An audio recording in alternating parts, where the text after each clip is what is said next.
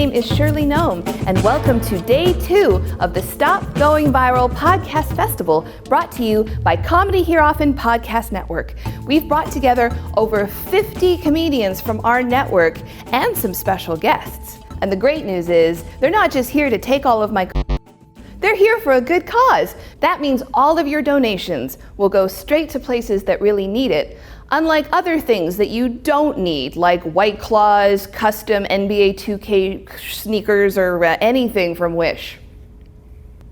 Tonight, we have a star-studded lineup of comedians and even some musicians. I can almost taste the need for validation. So sit back, enjoy, and don't forget to donate.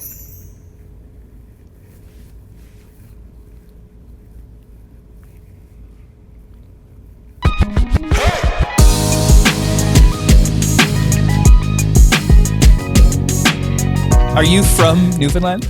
Yeah, from Corner Brook, Newfoundland. How young were you when you got screeched in? Well, my mother's breast produced rum, so She's so talented. The first liquid I ever tasted was indeed screech rum, and so it was a beautiful moment. Not great for brain development, but fantastic. Yeah, no, screeched in. Have you guys been in Newfoundland? Yeah, my band played there, and I loved it. I really loved it. Yeah, it's like.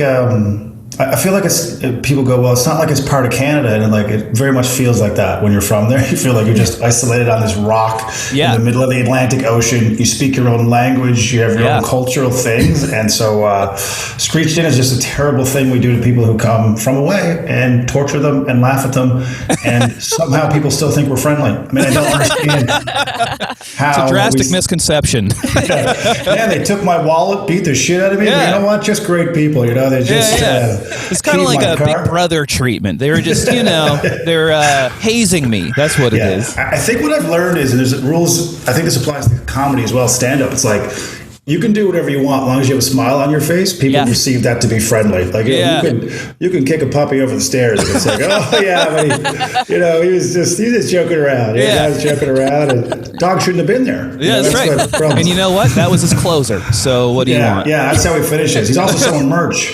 He's got merch, guys. It's an actual puppy cannon, and. If you've got a puppy that's getting on your nerves, let me tell you, this thing can fit up to 14 pounds of puppy, and it's a great thing. But how are you guys doing? Good? Really good. Thanks for coming on. By the way, this is Alexia, and she works on your podcast. Yeah, it's nice to finally meet you. Thank you so much for all your work. I really appreciate it. Oh, thank you for blessing us with the pod. Yeah, absolutely. It's great. Right. The generators. I saw you had our little buddy Sophie on there a little while ago. She's amazing. She's just a little rock star right now at the moment. It's like you can fry eggs off of her right now. It's like, which I've asked to do, and she's like, well, I don't really think I can do that. But she's like, well, let's see this puppy cannon, and then we'll see what we can. Yeah, I go, if you want in on the puppy cannon, not a problem. I mean, we can upgrade it to any animal you want. You know what I mean? It's like, doesn't matter to me. You want a hippo cannon? That's fine, but we're gonna have to put some money in. We're gonna invest in this bad boy. So I've had some amazing guests for sure. I feel grateful that most of the guests that I ask and reach out to, they're like, yeah, sure, I can talk to you about nonsense for an hour. So I saw you just had Ron McLean on. Yeah, it was insane, and I've met Ron a couple times before at a few different things, but I had to get into the Don thing, to ask about the fallout of Coach's Corner, and he was just so honest about it, and I was like, dude, like he had to get like armed security to follow him around at airports and stuff. Like it was, he really gets into it in our chat. And, I didn't know Don Cherry was such a threatening person. It's there's some real loyal Donists out there, and they feel like he threw him under the bus, but he kind of explained his side of it. But it was really, really cool to hear him just be that open. That's what I love about the podcast, is that generally people are very, they're not throwing on, a performance. It's just like two people talking, and that's kind of what the vibe I was going for. So. Wow, that's really cool. And I saw you just had Bob Saget on also. Yeah, Bob Saget's like one of the nicest people in entertainment, and I met him a number of years ago, and did he like help me with my work visa and stuff for the U.S.? You know what I mean? I'll write a letter for you. It's like, Bob Saget's writing a letter for my work visa. Like, where am I right now? You know, like father of DJ Tanner. Exactly. I'm starstruck. I thought the house was full, but apparently there's room for one more. And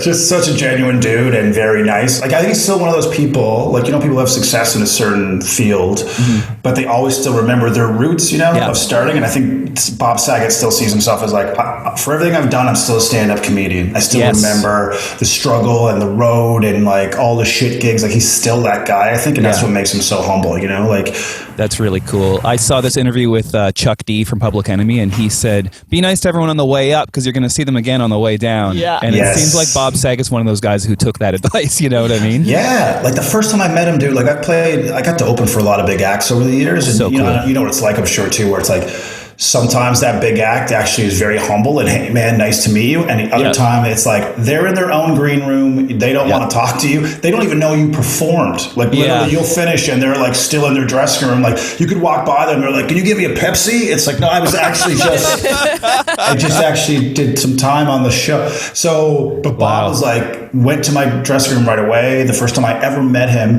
knocked on the door. He's like, "Trent, I saw some of your clips, man. You were hilarious. Do you want to do a drink after? You want to go for a drink? If you don't drink, that's totally cool. But if you want to go for a drink, man, I'd love to just like talk shop or whatever." I was like, this guy's awesome. Like, just very down to earth and no hierarchy of like ego and like, I'm this guy and you're just a nobody here at this local opening act. And just a genuine guy right off the top. So refreshing. And I love the mentality that comics have, like true comics, of we're all doing the same kind of thing, you know? Yeah. It's come up on the podcast a bunch too, and I'm sure you see it in the music world. It's like, you really feel like there's enough pie for everybody, you know? Like, you can all have success and find your own fan base and your own listeners, and it doesn't necessarily mean someone else suffers. It doesn't have to be that way. Dave Nystrom described it as there's more than one bus to Hollywood, right? Like if that bus leaves without you, it's like, dude, wait 15 minutes. There's another bus coming to pick up more people. But you're like, no, that was the goddamn bus I was supposed to be on. Someone took my seat. It's like you're the old man with a cane just waving at the bus while other buses are passing you with nothing but empty seats. You're like, I'm supposed to be on Route 8. You know, like, so it's like, you just make room, realize like, there's more time. There's more stuff coming. So exactly. Trent, what was the last day job you had before you're doing comedy full time? Oh, dude, I used to work with kids at like a boys and girls club. I was like a club coordinator, so we ran like after school programs and day camps and stuff. I'm gonna tell you something right now. I still have PTSD when it's summertime. When I'm driving, I'm parked at a red light and I see like a bunch of older like youth with bright yellow shirts walking a bunch of smaller kids. I'm like, Godspeed. Godspeed to all of you. Because you're gonna take them swimming and they all gotta make it back. Every one of them. You can't be like 95%. Most of them made it. You can't do any of that. There are parents waiting at the club for their return. And that's on your shoulders for about $11 an hour. So good luck to you now. Like, so that was I still get the shakes. I just drive to the light, like just go on ahead. I thought you were going to say you got PTSD from all the abuse those children dealt out to you. Oh, there was a lot of that too. Yeah. There was a lot of issues that the parents would just drop the kid off and go, "Well, I'll pick him up in 8 hours. Good luck." And then they just walk away. Like, why is she screeching her tires into the parking lot? And 11 minutes later, you're like, okay, I get it now. He's here for 8 weeks. Excellent. That should be a good time. Did you leave his meds? That's like that John Mulaney bit about how no one's meaner than 12-year-old kids because they insult you in detail. Like, that guy over there has feminine hips. It's like, how'd you know I was insecure about that? Yes, exactly. That's so true. No one can bring you down to size quicker than a kid. Because a kid's like, you ever try to be funny with a kid and they just look at you like, you're like, anyway, I'm not that funny. You just move on. Like, you become instantly that kid at the schoolyard who's just by himself. Suddenly, you're like, wait a second, I'm an adult. Goddamn! Like, why am I? How did this person get inside my head and all my anxieties? Come to think of it, I've been left hanging for high fives by a lot of children. Yeah, that's rude. Yeah, they like doing that. And the other thing is, kids don't get sarcasm, right? Like, if you say something to a kid and you're joking, they're like, they think it's serious. Like, this guy's insane. Like, listen, who are you? you do? And you're just like, no, I was kind of playing, I was joking. Like, they're like, I'm going to go play dodgeball. Get out of here. And so you're always measured quickly. So because when I first went on stage the first time, the manager of the club said, oh, you must have a degree, like you must have a history in like performing and drama and stuff. I'm like, no, I just work with kids for like a decade, and you're going to just pull stuff out of your ass all day to try to get the attention of these kids and get them to listen. So I think just having to stand in front of a bunch of kids who could care less and just go like that is the true bomb. The true bomb is like, guys, we're going to do a scavenger hunt. Who's excited for the scavenger hunt? And then the kids look at you and go, we already found all this shit. This sucks. And you're like, fuck. Like, you spent all day hiding Easter eggs or whatever it was in the woods, and they're like, these are melted. I want to go home. Like, you think you bombed on stage? That is bombing in the middle of a public park, and you're there for 8 hours with these kids. That was supposed to take up 4. That's over. That's done. Yeah, you start to understand teachers just put a movie on. It's like, I don't know what to do. Watch Fast and the Furious. Yeah. I got nothing. When I worked at a community center, it was the same kind of work, after school programming. We used to go down to a school at lunchtime and just kind of run recreational activities at lunchtime, Yeah. And the bell would go off. We'd be in the parking lot for lunch, and we'd go into the school, and teachers would be racing out of the school, just like, good luck with all that. And they were just like getting in their cars to chain smoke out in the parking lot. And I was like, that can't be that bad. And then literally 10 minutes later, you're also out in the car with the teachers. Yeah, you got another one there? Thanks. Yeah. Your clothes are all tattered now for some reason. Yeah. Can't find my watch. I don't know what happened to my watch. That kid was big. That was grade 5. Are you serious? He's got a tattoo and a beard. Oh, God. Here they come. They're coming. Just hide under the seat. So it was a lot of that, but that toughens you up, man. If you can handle that for a decade, you're like, maybe I can go up in front of adults who actually care and give this a spin. So that was the last day job I had. Were you a teacher? No, it was more just I used to coach soccer when I was younger. That was my first ever job, was 12 years old, coaching 9-year-old kids, in minor soccer. And so I always had that kind of history. And I graduated from university with an arts degree, which means I don't have a job. And then I waitered for a year serving, and then a friend of a friend said they're hiring at this community center, and you used to work with kids, and they need a recreation person to help out. So that was kind of my introduction into that world. And then I ended up, what it's like, you just kind of drift into that world. And next thing you know, 10 years go by, and you're like, oh, wow, I guess I work with kids now, until I walked on stage the first time. So. Yeah, surprisingly, a lot of comedians we deal with work with kids. Yeah, which is you wouldn't think, but maybe there's something to what you're saying about it's kind of staying entertaining for large periods of time with people who don't want to see that. Yeah, exactly. There's something about the broken soul of a comedian who's like, I need the validation of these people who could care less. Yeah. And also the fact that we're all pretty childish. Most comedians live fairly childlike, and so kids are like, you're much bigger and taller, but you kind of live like I do, and I appreciate that. So they kind of see you as on their level. Yeah, exactly. Yeah. You drive and I don't, but that's the only difference, really. So. Wow. And then how did 22 Minutes happen?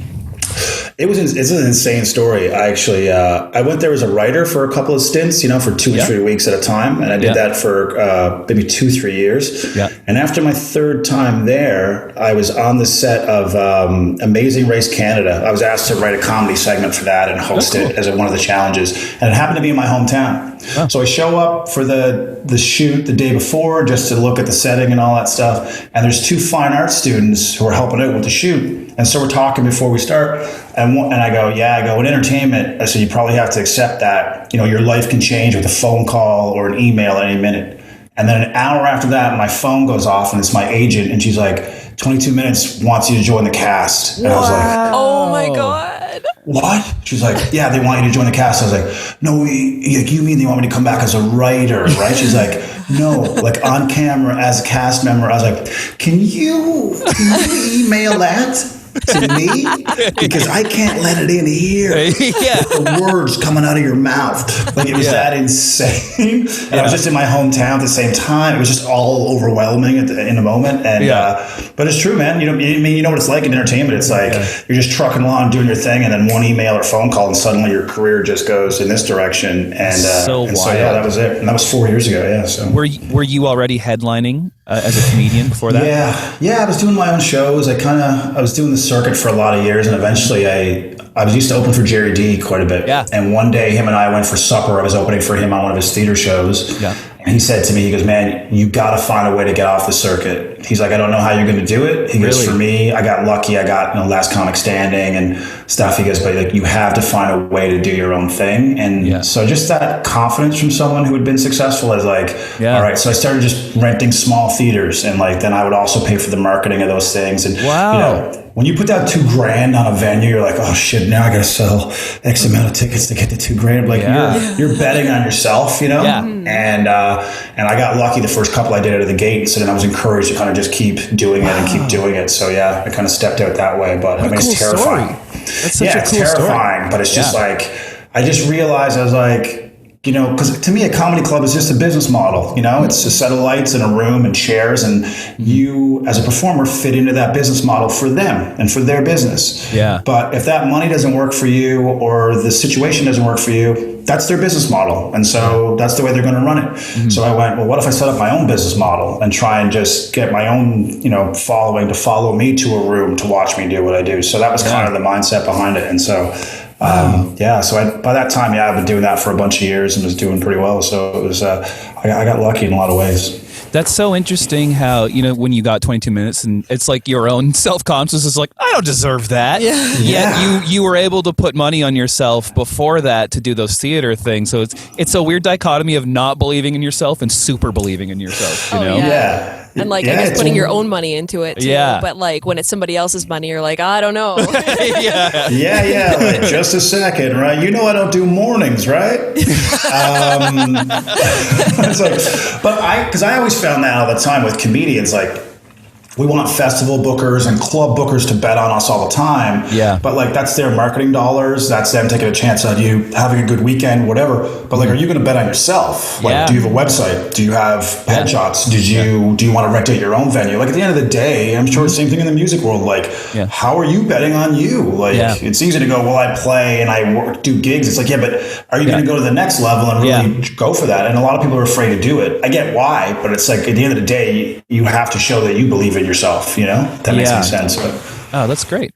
This is the most motivational one yet. Yeah, I feel good. I like this. I'm going to put this on in the mornings. You put on the wrong part, it's just me yelling at kids. You're like, this isn't motivational at all. God, who is just that you guy? Yelling about kids? Terrible. For the love of God, Billy, just put the eggs back in the bushes. This is the worst motivational CD I've ever purchased. We got one more question that we've been asking people is that, what is your worst concert experience? Oh, man. Interesting question. The people we just had on Derek Seguin and Abdul Butt, and they both had Metallica concert. One of them was at the show where the singer Metallica got lit on fire by accident. Wow, I don't have anyone who's been set ablaze. I've been pretty fortunate, in the shows that I've seen. For me, when I go to a live event, like music in particular, I always feel like it's worth it. I always go you feel like you're part of a bigger community, and it's been good. I would share this story maybe, but it didn't involve me. It involved a good friend of mine. He brought his kids, and they're young teenagers, and they wanted to go see the Chainsmokers. This was their first show ever. Yeah. So they go to the show, and of course, it's a lot of laptops and stuff. And he's like, this isn't music at all. What the fuck? What are they doing? They're like, man, this is awesome. He's like, no, this shouldn't be the first concert experience. No one's playing shit. It's not even. And they're like, oh yeah, this is awesome. Just them pressing a button and this is not live music in any way, shape, or form. So it was. I was like, yeah, that would be weird. But I've been lucky, man. I got to see John Mayer 2 years ago. He did two different sets, acoustic set. He did a full band plugged in thing, and that was mind blowing. I was just That kind of defeated me, though. You would appreciate this as a musician. I was like, man, I'm going to learn to play guitar because I saw John Mayer playing guitar. And I'm like, that is not how you want to approach playing guitar when you're new and you have only air guitared your whole life. You're like, this is not like air guitaring at all. Like air drumming, you're like, this kind of can mimic keeping time. Like you can get away with it. Air guitar ain't shit like real guitar. It means there's no correspondence at all to it. And I learned that the moment I bought a Yamaha acoustic and went, this thing doesn't work properly. It was just terrible. Damn you, John Mayer. You know? Oh yeah, I like he's an interesting guy because he's just so talented in so many different ways, and he's now joined the Grateful Dead, so he has been filling in for them, and then he was opening for Dave Chappelle on tour. Like, oh dude, so I saw that at JFL. It was Mayer comes out and just plays a bunch of songs and a bunch of hits for 30 minutes. And then he brings out Chappelle, and Chappelle hammers for an hour. But they had a lounge set up behind them, so everyone's just kind of hanging out at this lounge. So cool. It was pretty wild. Yeah, it was pretty cool. Chappelle only did an hour? Are you sure? He did an hour, but then he brought Mayer back out, and then they just kind of did some improv stuff, just whatever. And I was like, okay, what is happening? Like, minds are blown. So, remember when all those comedians in the mid-2000s were like trying to beat each other's records, and like Chappelle did 8 hours, and then Dane Cook did like 24 hours, and then someone else beat those guys? It's like a guy named Bob Marley. He's a comedian from New York. He's the one who said, oh, really? Yeah, I've worked with him at Halifax Festival here. Cool. Like, really funny guy. Yeah, and they're all incredible talents. But I'm telling you, as a comic, no one, 0 people want to hear anyone longer than an hour and a half. I don't care. I know. Look, if Jesus came back and was like, okay, I have stuff for everybody. People are like, literally, Jesus, I got parking. I got a babysitter, right? I can't be here. Can we stretch? Is there going to be a break? You're going to keep on with nobody wants to listen to anyone for longer than an hour and a half, 2 hours. They just don't. That's a funny. Graham Clark, he was on 22 Minutes as a writer also. He's a great comedian. I love Graham. Great. Fantastic. Me too. He's one of my favorites. But he was saying he's like, I think everything's too long. Just a little bit too long. That's so true. Shorten everything by like 15% and I would be much happier. True. Yeah, it's so true. Like even you see now with like streaming services, that's why it's so popular, because you don't have to do the commercials anymore. You just get to blow through. Just give me content that I want to see. Yeah. I don't care that Trident's got a new flavor. I don't give a shit. You know what I mean? Just keep it coming. So I think you're right. Our attention spans are not letting in these outside distractions. I remember there's a band called Ween, and I went and saw them. No opener, 3 hours in. I'm like, wait a second. I'm not this big of a Ween fan. Could you guys just put on some wigs and pretend you're another band for 45 or just you for 3? I saw Fleetwood Mac with the original lineup probably about 5 years ago, and they didn't have an opening act either. Oh, cool. But it was pretty amazing because they do have the catalog to do a 3 hour show. You know what I mean? But not many bands. Like Pearl Jam, I'm sure you can go, you guys can do 3. Springsteen. But I don't think too many bands. A couple bands are playing. You heard this one on song 5, but this time it's unplugged. All right. We've got trumpets this time. All right. We're like, I got to take but some people can get away with it. But you're right. Most things are too long. A little bit too long. Cool thing about Pearl Jam is they've never done the same set list 2 nights in a row. Isn't that insane? And they choose what it is right before they go on stage every night. I love that. It must be hard to remember everything. Well, yeah, exactly. Especially like if you haven't had a chance to or do they just go crazy rehearsal-wise before they hit the road and go like, we need to go through every tune we've ever written before we hit the road? You know?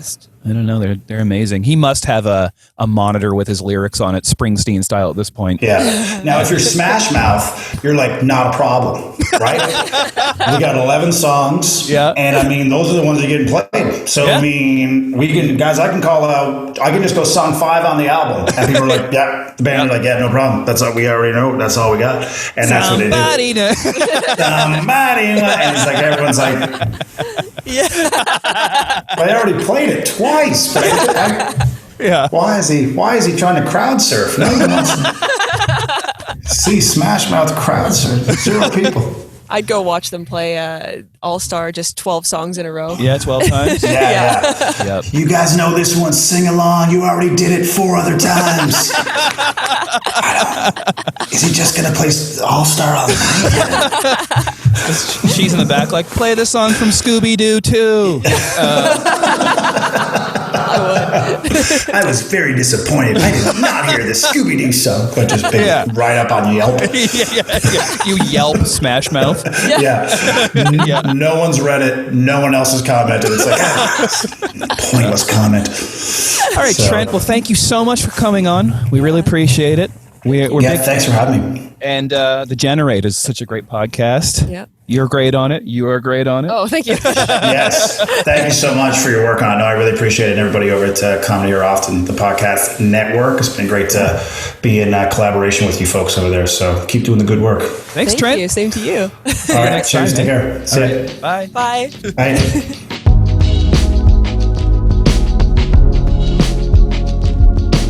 We had Will Arnett on, and all he did was be like, I don't want to help people. Yeah. No, don't spread the rumor I care about people. It was funny. Yeah. Which is actually like so close to what he plays in everything. So I know. Yeah. I really like when people just like stick to what they say they are. Yeah, exactly. Just true to themselves. Like I was just telling Alexi, Mark Normand, he's a great comedian, and his whole thing is he sounds like a 20s like newsy. And he was supposed to come on, and he forgot also, and he sent, that was supposed to be tonight, rats. Like very consistent. Very consistent. I also just love that comedy is such an industry that people are just like, they're just like, I forgot. Like in any other job, like I've been like outside people's houses. I'm like, we got to go to. I'm like, we have like a 7-hour trip to do, and they're like, I forgot that was today. So crazy. I love it. Pack a bag, you fucking moron. Wow. Right? Also, the two of you are the most organized people I've ever seen in my life. Yeah. Wow. Holy. I'm looking around. I love it. Look at this. Comedy Often t-shirt right behind me. Oh, okay. I love that. Life pair. Don't think this looks like this all the time. I'm just trying to be cool. This is your tidied. Yeah. Brittany, your place looks like organized in like a Stanley Kubrick shot. Yeah, I know. It's like perfectly framed. I was like, this is obvious. Yeah. I like that you're like off to the side too. It's very like rule of thirds as well. I appreciate this. Dude, I mean, if I could just keep things clean for like sanitary reasons instead of like needing people to like me reasons, it would be so. I'd live a very productive lifestyle. That painting looks like it's from the Overlook Hotel from The Shining. Like Brittany's like, after this, I got to go fake the moon landing.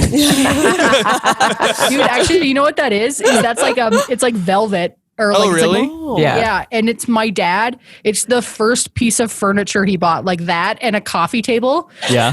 From like a rent to own place when he was like 20. Oh, that's and cool. It was hanging in our basement at my parents' house for like 35 years. And my mom would walk down and she's like, I hate that stupid bitch. Like every time. She's like, this doesn't match anything in my house. And then she was like, throw it out. Oh, wow. And then when he was like, he finally took it down. I think his heart was so broken. And then he was like, do you want it? And I was like, and I like threw it up on my wall immediately. Perfect. Yeah. So he's like, I think he's happy that it lives on. Yeah. Brittany, do you have any horrible concert going stories? Oh, yeah. I got a lot.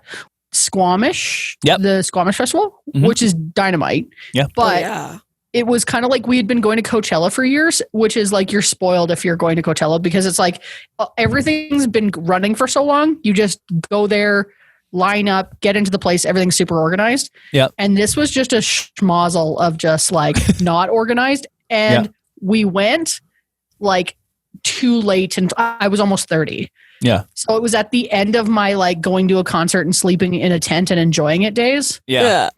And it was like it was where I found out I was like, oh, I don't think I like this anymore. Like, yeah. And I was so saddened by it. So we were just like, the concert was like, they're like, oh, just park your car here and then we'll pick you up on this bus and then we'll drive you to where the camping is. Mm-hmm. And we were like, oh, okay.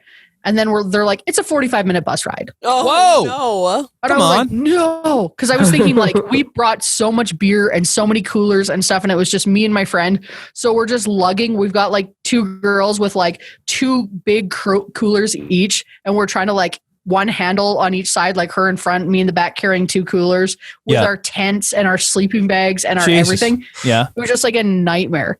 So we got there and then, we were like at night, and then I just remembered I was like, oh yeah, people like party till 4 o'clock in the morning. But I didn't know I didn't like that yet. I loved it every time before that. Yeah. But it was just like on the 4th night, and I just like woke up to go to the bathroom, and people were just like, oh, and like doing beer pong, and I was just like, everyone shut the fuck up. And I was like, oh, you can't tell 1,000 teenagers to shut their mouths. Yeah. So I just was like, I remember going back to sleep. And then I remembered like, oh yeah, remember at Coachella when you didn't even walk to the bathroom? What I used to do is just like wait till everyone was asleep. And then I used to just piss outside my tent. Yeah. And then not tell the person I was with. And then we were just piss walking the whole time. Yeah. And I was having so much fun. This one I was like, he was not the greatest. It was like an hour and a half walk. It wasn't an hour and a half. It was a 45-minute walk to the venue from the camping. Yeah. Mm-hmm. And then on the way back, we got into a car accident. What? Yeah. And Carla actually came and picked us up because we were coming. We got in a car accident between Langley and Abbotsford. No. Oh my God. Yeah. So we like didn't really know, weren't really familiar with Vancouver at the time. And I just was like, Carla, we're next to Vancouver. It's by Abbotsford. It's at the hospital. I was like, come get us at the Langley Hospital. Oh my God. We were there for quite a few hours, but Brittany got some real good drugs at the end of the night. On the way home, it went from like, she was like talking and then just nuts. Really? Like, rambling. And I was like, oh, this is fun. This makes it all worth it. I also don't know. I don't know if this is drug seeking behavior, but what I do when I know they're going to try to give you Tylenol 3, I tell them I can't have codeine so that they'll give me morphine. They game the system. Yeah. I'm always like, I'm really allergic to codeine. And they're like, oh, is there anything else you can have? I'm like, nothing. My options are limited. Drugs. You don't have any morphine, do you? Yeah. You don't have anything in the shape of a Percocet, do you? And the contents of a Percocet. Oh, man. I like give the exact dosage. They're they're like odd choice. Yeah. That's great. Yeah. So Carla, we were supposed to be driving home to Calgary, and we drove. Carla came and picked us up. The car was totaled. Oh no. Yeah, and she took us back to her place. We just continued to party, and then we just got on a plane the next day. Oh, wow. The car is still in the middle of the road. Yeah. And we never knew what happened to that car. No one does. It was just a fender bender. Like, we just left a completely drivable car. Yeah. We're like, guess we got to go back.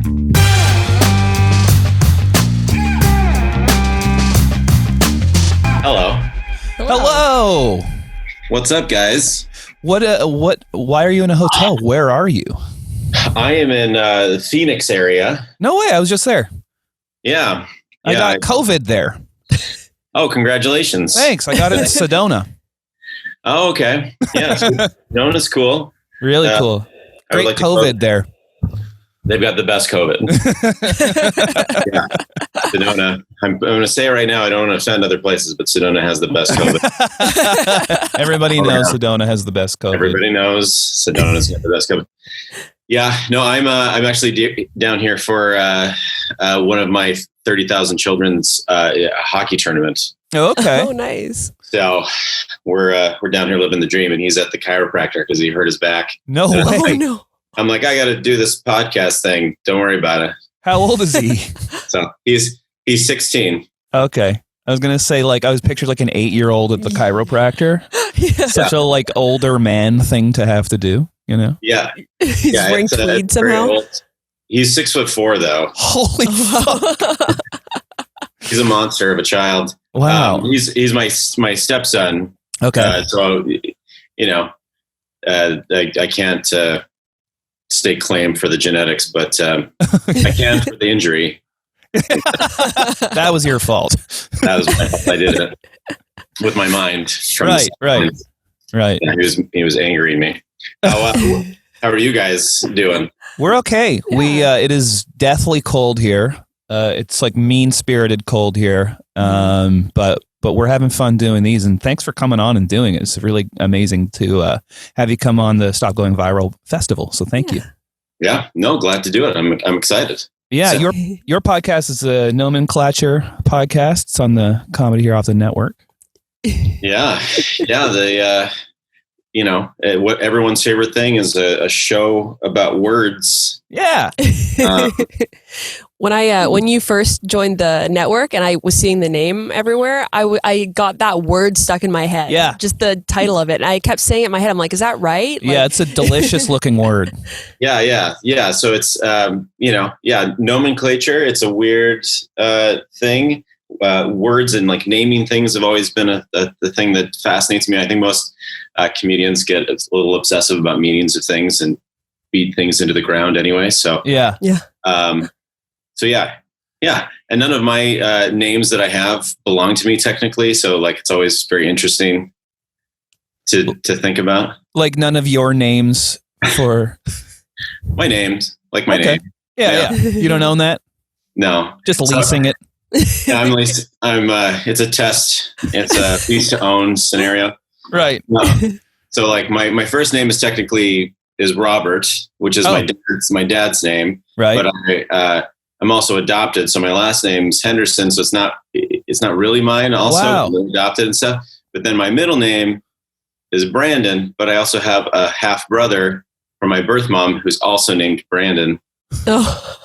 And then there's all sorts of weird wow. names. I'm always fascinated by the background of that stuff. But the show is about, just a comedian and myself talking about a single word and the etymology and all that, fun, jazzy stuff everybody is waiting to see. That's so technical, your name. I can see why you got into words. Alexi and I were just talking about how when she was a teenager, she couldn't figure out a name for her gang, so they just never started one. Yeah. So maybe by the end of this interview, you could have maybe suggest a few suggestions for her. Yeah, I'm all ears. Big issue with bands as well. I feel like.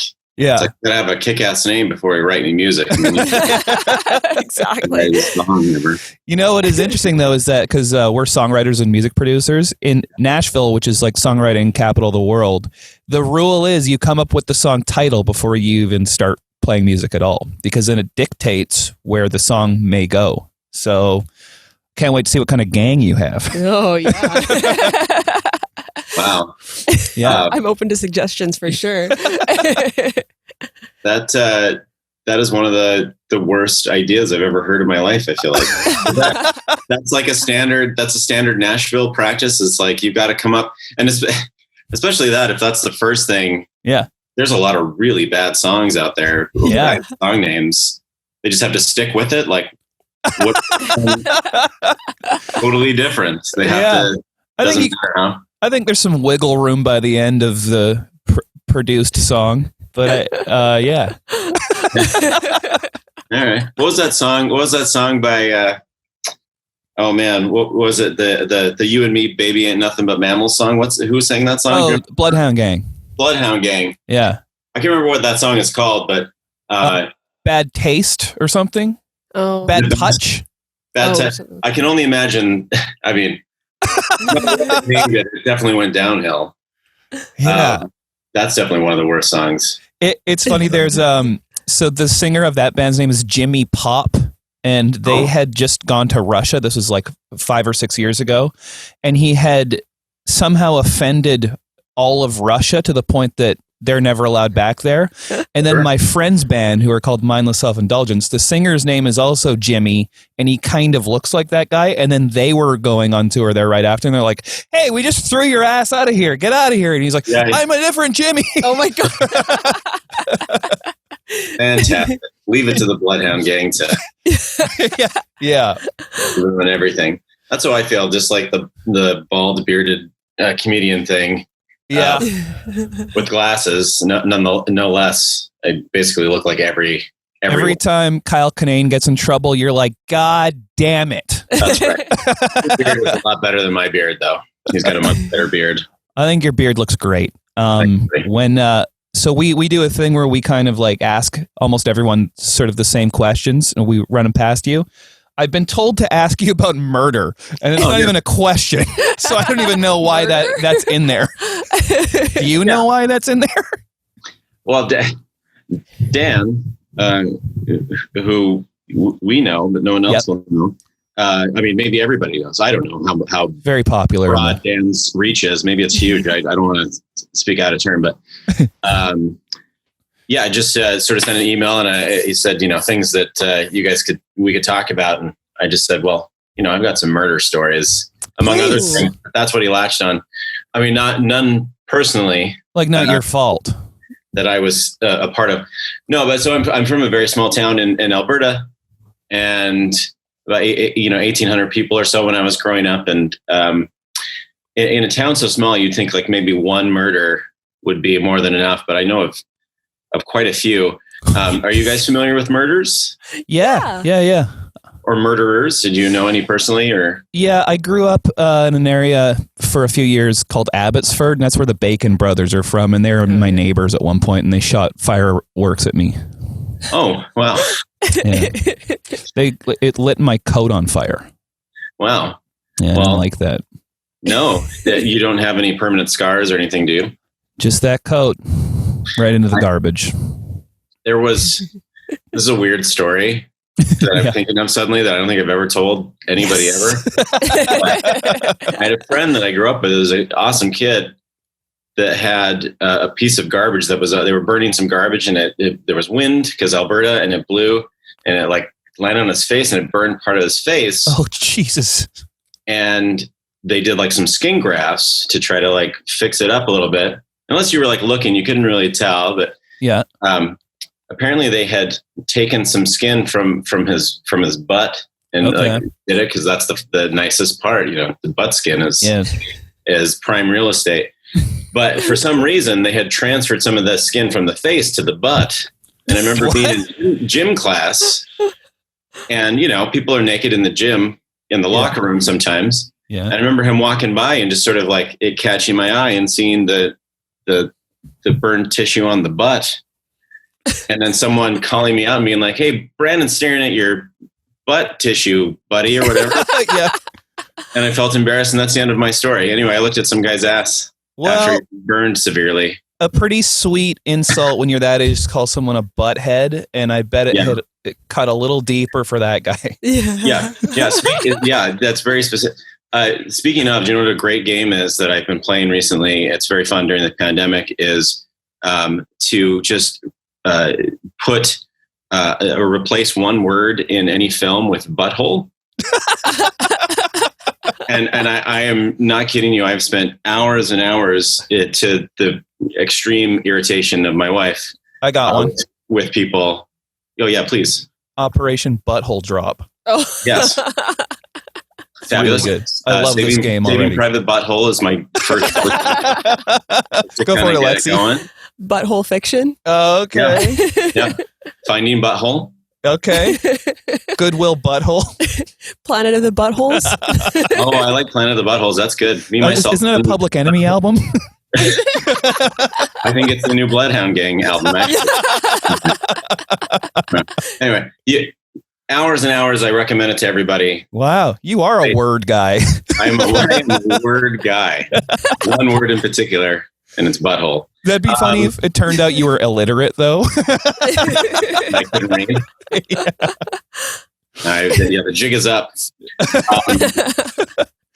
So I was so this town that I grew up in. Mm-hmm. There's this story, and from all accounts, so in the 70s there was some guy. I think it was in the 70s.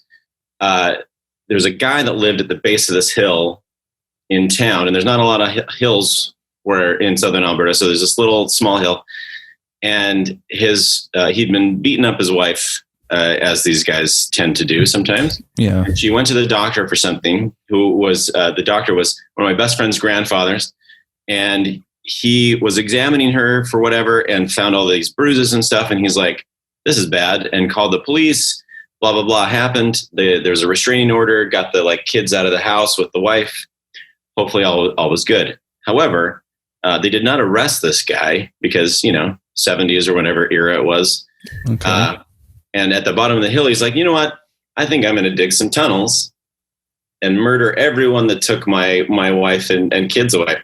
So he had a shed that was built in to the side of this hill, and he literally dug tunnels up the hill, and little, like rat boy scurried up the tunnels, hopped out, stabbed somebody to death, and then like crawled back in his little tunnel. And he went back to the next place that he was going to murder somebody, started doing it, but then the guy's wife that he was stabbing somehow hit him with something, incapacitated him. Luckily, only killed the one person. I mean, not very luckily for the person that's dead. Yeah, holy. But they got him, put him in jail, and I believe he is dead now. But anyway, tunnel murder. So that's one. Questions? Anybody? You know what it reminds me of? The movie Candyman is based on a true story, because Candyman is this I don't know if he's like a ghost or something, but if you say his name 3 times in the mirror in the bathroom, he'll come out and kill you. Yeah. It's based on a guy who actually was breaking into people's houses through their bathroom mirrors because of the architecture of that city in those days. The mirror would somehow be a weak part of people's apartments. So that's what that's based on. Oh my God. This is a bleak episode. I love it. Everything else has been far too happy and innocent. Yeah, man. That's pretty messed up. Silence of the Butthole. Silence of the Butthole. Butthole Man, Candyman. Yeah. Butthole or just Man. Candy Butthole. Candy Butthole. That sounds more inviting to me. And then there's a few. I'll say one more just because it's also shovel related. Okay, thank you for keeping it on brand. This is a lot more recently, and I want to be like sensitive to it a little bit, just because I know a person that was involved, not in a that was affected by this pretty significantly. So there was another one maybe about 10 years ago where a person that I grew up with was walking around with her boyfriend. And again, I'm going to get this wrong because I was not there and this is like third hand, but walking around town with a boyfriend, came across some young punks. Okay. And got in a bit of a verbal skirmish.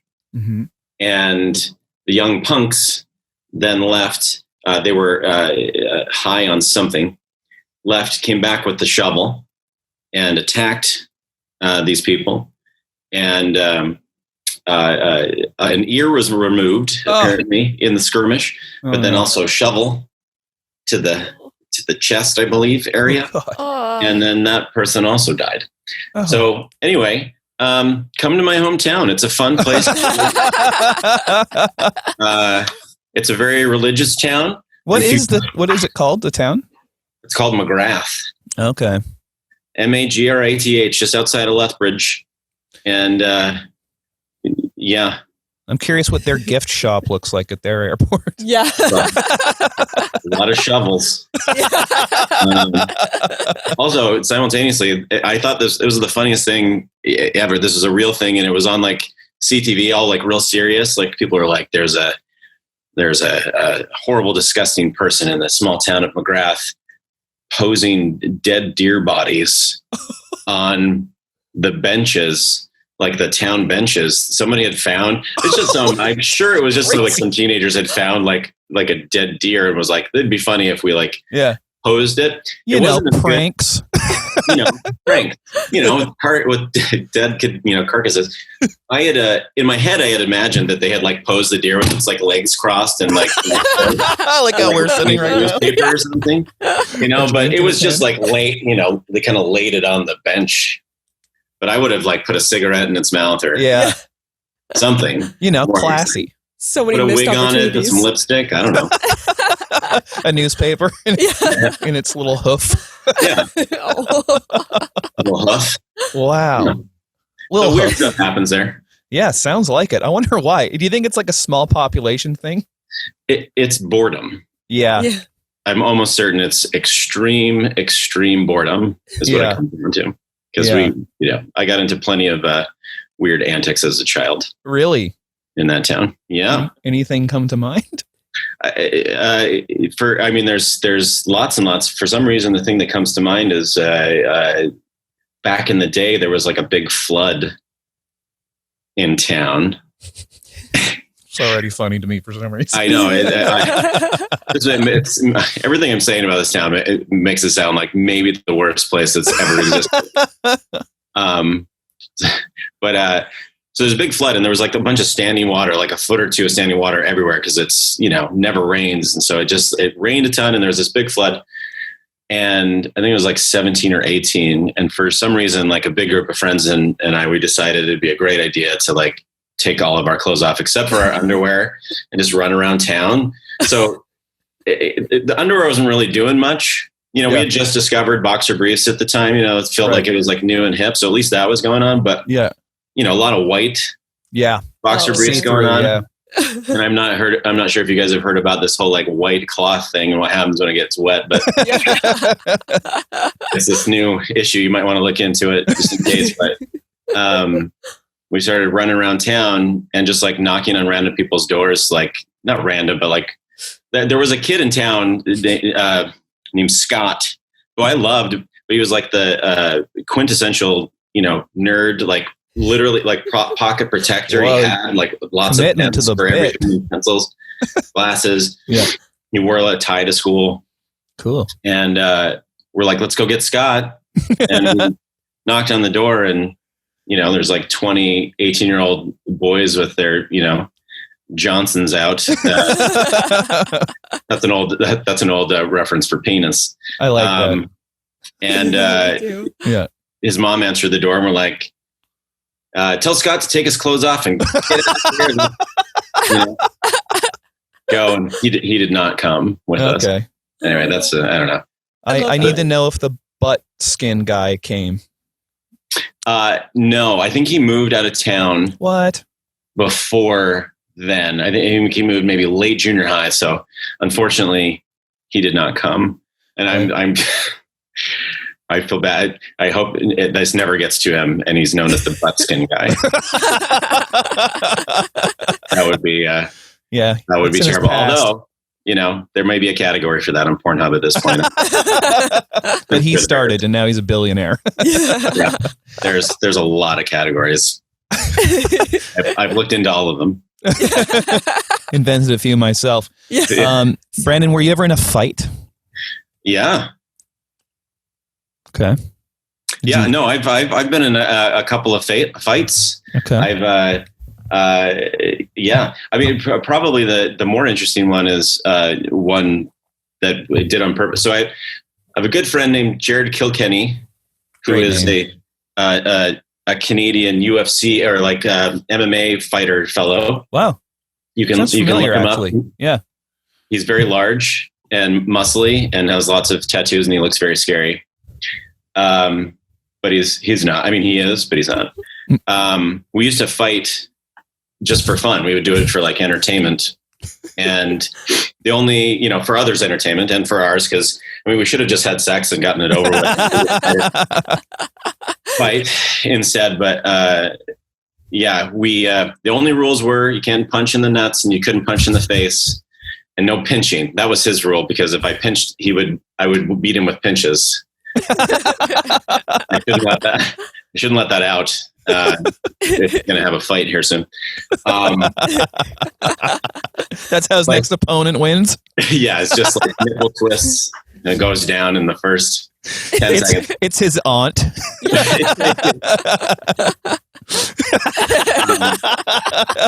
Please make this the screen. If there's a post for this, yeah.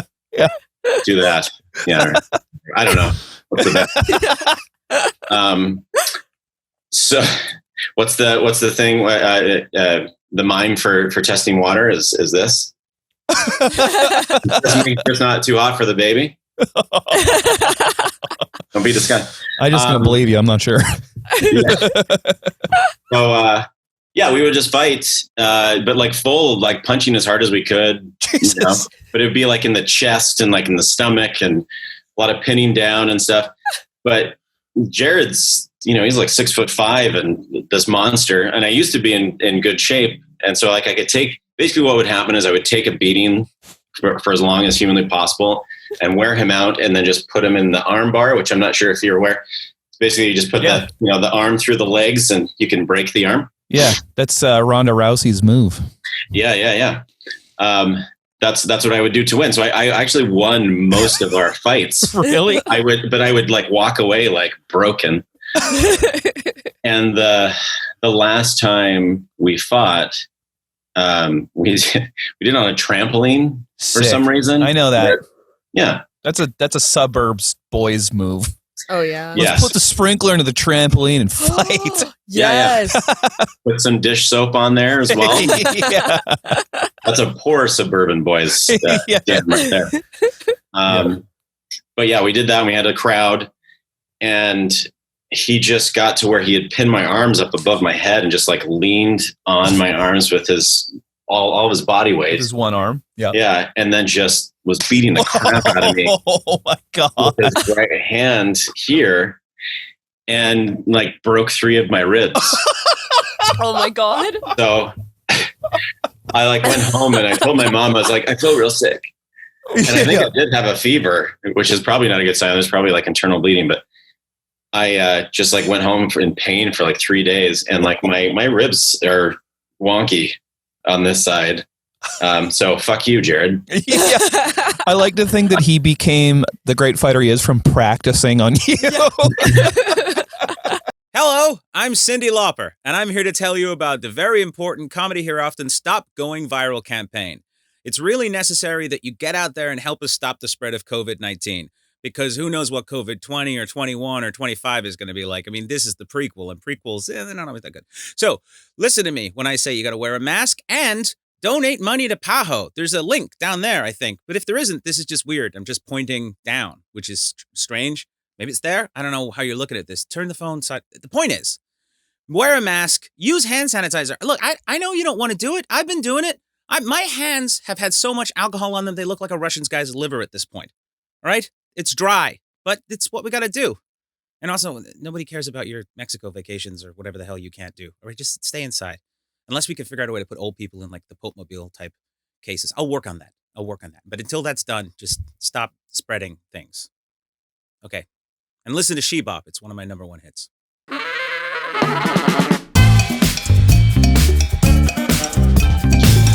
This is so stupid. Why isn't this working? I'm assuming you didn't do a test, Harris? I did. It said restart your computer, and I did. And then it's not... okay, where'd my video screen go now? This is the very first Zoom meeting I've ever done. Are we live? We are not live. Oh, fuck. I wish we were. Hey, Harris, you probably don't have your camera open. No, I do. I just opened it. This thing does have a sliding camera thing. But of course it does. Harris, can you walk through something with me here? Do you have a file option in the top left-hand corner of your Zoom window? I do not. You don't have a file for Zoom. There's no file, edit. No, I'm in a the window says Zoom meeting. There's no. Okay, that you don't have any other, but can you open your main Zoom? I'm just on the browser portal.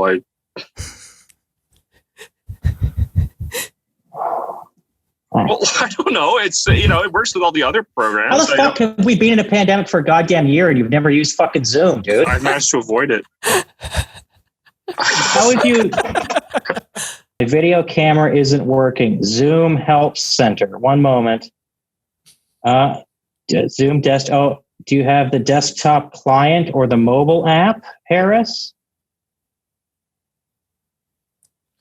He's dead. Oh, that's okay. Whatever. So I'm guessing Harris doesn't handle the technical aspects of your podcast. Nobody does. I'm happy to get started if you want. Yeah. Okay. All right. Cool. Maybe you're the representative of sound judgment. I would have worn a fucking tie. But here we are. You're still recording this now? Okay. We are recording. Yeah. You're still incredibly classy. Always are. Thanks. I'm not drinking right now. Nice to see you, Sam. You too, Kevy, Alexei. Yeah. You're well? Are you keeping alive? I think the last time I saw you in person was Lauren's going away thing at your place, and we talked about getting together and trading some books, and then the worldwide pandemic happened. I haven't seen you since. Exactly. I still have those books. Surprisingly, they have been unread. But they're classics in the genre of talk show history. Yeah. Absolutely. Do you still kind of keep up with current talk show history, or are you not really a fan of anyone doing it right now? I like Conan so much. He's hilarious, right? But I don't give a shit. I mean, ever since Donald Trump was the president, still my president, if you ask me. But I'm joking. But ever since he was there, it's like, every show is just shit on Trump. Yeah. Trump jokes, Trump supported jokes. They got boring, right? Like, good luck having to, 500th attempt at the same joke, right? Yeah. Yeah. So, no. I guess the pressure is on for the monologues to be current, and I guess that's the most current thing you could really do, I guess. Yeah. So, I don't know. It's what people wanted to hear who were watching the shows, and it's kind of like they hit the point where they weren't trying to get a new segment of viewers, they just didn't. You watch all the four big ones in the 90s, early 2000s, and they had pretty broad, political spectrum appeal, but whatever. I'm Canadian. I don't give a shit. Mike Bully's been canceled for a long time. Yeah. It is interesting. Like a lot of the guests we've had on here, we've talked about how during the pandemic, everyone's political views are like totally extreme versions of what they were before the pandemic. It seems like it's ridiculous. It's just so easy right now to take like a side of an issue you had no stake in a year ago, but because you're not going for fucking drinks with your mom, you just start rallying against Nancy Pelosi. Yeah. You know what I mean? It's ridiculous. Exactly. It's like, what's the world come to, why can't we go care about things that we always have and always will, the Royals? Whatever happened to them? Where's Harry right now? Where's Meghan? Who's heard of them? Are they even alive? Oh, Jesus. Where's Harry? Where's Harris? Well, he'll figure it out when he does. But in the meantime, you've got me, one half of Sound Judgment, a podcast where we debate the merits of song versus song. So your podcast is so funny. Thank you for having me on. I can't wait till we get some new ones recorded, but we have a global pandemic, unfortunately. Right. That whole thing. Do you find that doing Sound Judgment has made you a little more open-minded musically? Because you do have to argue on behalf of like hip hop and stuff that I don't think. Sure, man. Yeah. I've very much have been paying more and more attention to kind of pop music as it comes out. I don't necessarily like it, but I'll listen to it a little bit more. Like, I just found out recently that "the" has two E's. It's a Megan Thee Stallion reference, but whatever. Jesus Christ. I like it because I looked to see if Alexia was going to get it. I was looking, I don't know. That's good. Very current, Sam. Yes, very current. Very current, yeah. What do you think the worst concert experience you've ever had was? Oh, fuck, I got this one. This would have been, I was 20 years old or so. I think at 21 in college, and I was drinking a lot back then. Not much, I guess, has changed, but I got tickets to go see Rush at GM Place, right? Excellent, I love Rush. What a great rock and roll band. But it was me and a buddy from school who was he was doing economics, but you knew his end goal was to be a carpenter. So he liked to party a little bit, right? We like, okay, we're going to meet up in Vancouver because this is in Victoria, right? We meet up in Vancouver, and you know where the center is, right by the library down there? Mm-hmm. Yeah, there used to be like a pub in that building. Now there's a liquor store, but there was a bar there before. I forgot the name of it. Yeah. But we decided to go there, like meet at 6 for the 8:00 concert, and just downed beer after beer after beer. And I think I had probably like 10 beers in an hour and a half, 2 hours before the show. And we're going down there, and we decide, okay, maybe, we don't care about the opening act. Fuck them, right? Like, I mean, sorry, Kevy, I know you've opened for many famous people before. But, the only time I've ever seen a concert for the opener is when I saw was when I saw Camila Cabello opening for Bruno Mars, you know? Oh, yeah. I watched the one with the real talent.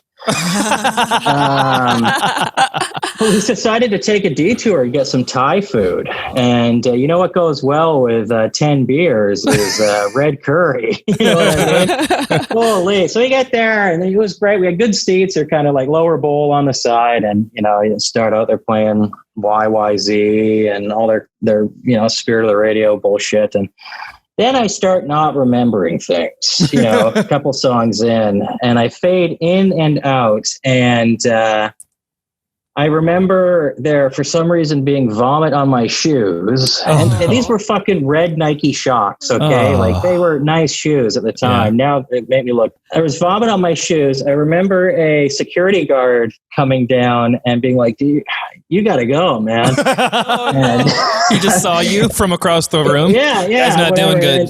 No, I wasn't. But my buddy kind of had my back, and...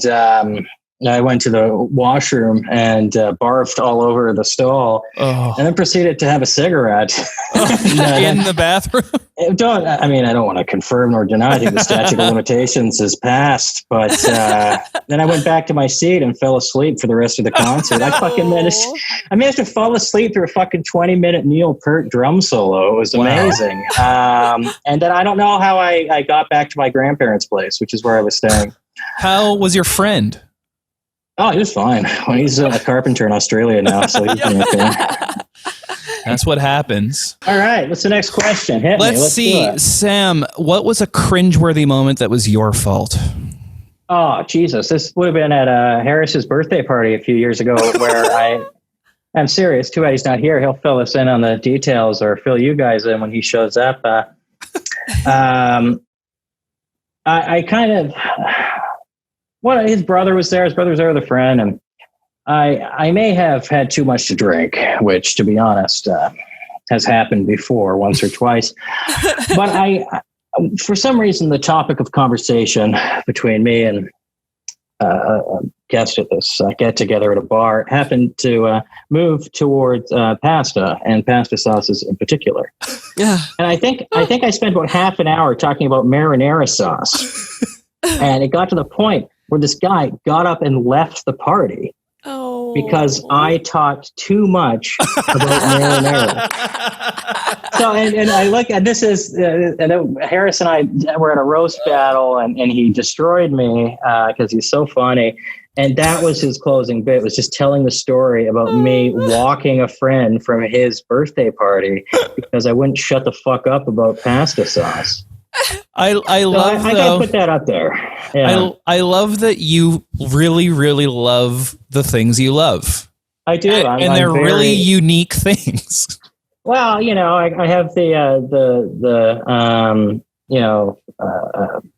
food interests of an old Italian woman and the musical interest of an old single man. It's but like great. When you said you had beers, I was surprised. I've only ever seen you drink classy wines. Yeah, like right now it's not on camera, but I'm drinking a nice, very approachable Barbara. Can't go wrong. Great Italian grape. Yeah, but you know, you do what you got to do. That was pretty cringeworthy. I love that. Harris? Did you guys just finish? Yep. I think that's what's got to be kept for sure, right? Yeah. Well, you got to work. You look good, man. Yeah, you do look good, Harris. Nice to see you. Let me go on the gallery view here. This is fantastic. Yeah, you look awesome. I like your little soundproofing you have set up behind. Have you been doing auditions, self-tapes? Yeah, I've been fucking killing it. All right, well, yeah. I'm sorry, Harris. Sam. Nice to see you. Really good to see you. Yeah. We were just talking about sound judgment, and I asked Sam if he is a little bit more open-minded towards styles of music he wasn't into before. Do you find the same thing with yourself? I'm starting to. I mean, I'm such a Luddite. I don't know if you can tell or not, but I just got Spotify like a few months ago, and they have like daily mixes and stuff. So I've been listening to, you know, I kind of just let it drift, and whatever comes on. And so I've been listening to more little more rap. Rap's still kind of a tough sell for me, but I've been listening to a little more of that. Just kind of bands that I hadn't heard before, and like I started listening to the Dandy Warhols. Love Dandy Warhols. Stuff came on, and I was like, oh, this is excellent. Yeah. Yeah. Bohemian Like Me, so good. Yeah, great stuff. Muhammad and stuff like that. There's a really great documentary on them called Dig, and it's them and this other band called the Brian Jonestown Massacre, and they're both kind of coming up at the same time. And Brian Jonestown Massacre like unraveled while they were making the documentary, and the Dandy Warhols became very famous. It's a really good documentary. Someone told me about that. I have to check it out. Sam, do you like college rock stuff like that? No, I hate navel gazing. I don't like it because I want to hear people who are actually talented on their instruments. Okay. Okay, here's the shot across the bow for the argument to start, Harris. I prefer, when I want to spend time listening to low level of musical ability bands, I usually stick to the Rolling Stones. Ooh. Yeah, or Neil Young. Harris's favorites.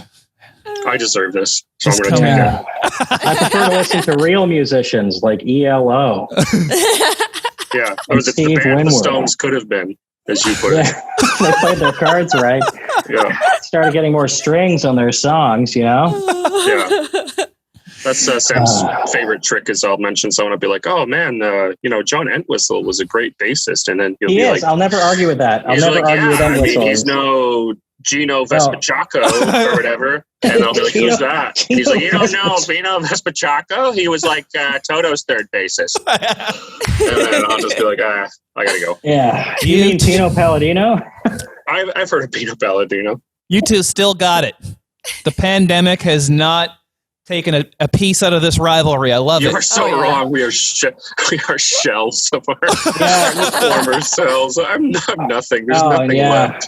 Sam's wearing a toque, for God's sake. There's nothing left. Oh, that's haircut. Thanks. I went to a mustachioed man who was a Jordan Peterson fan. Wow.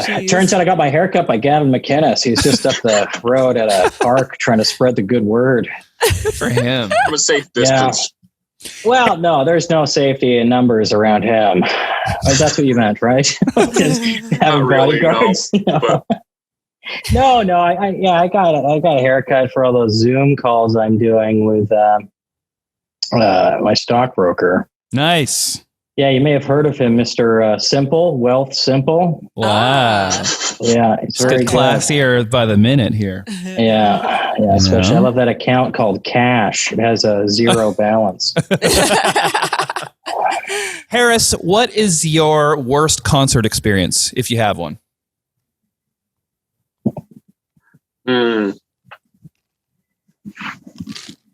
I actually really don't have that many because I haven't actually gone to that many concerts. I mean, I'm kind of lucky that the main concerts I've gone to have been my favorite bands. Like, really?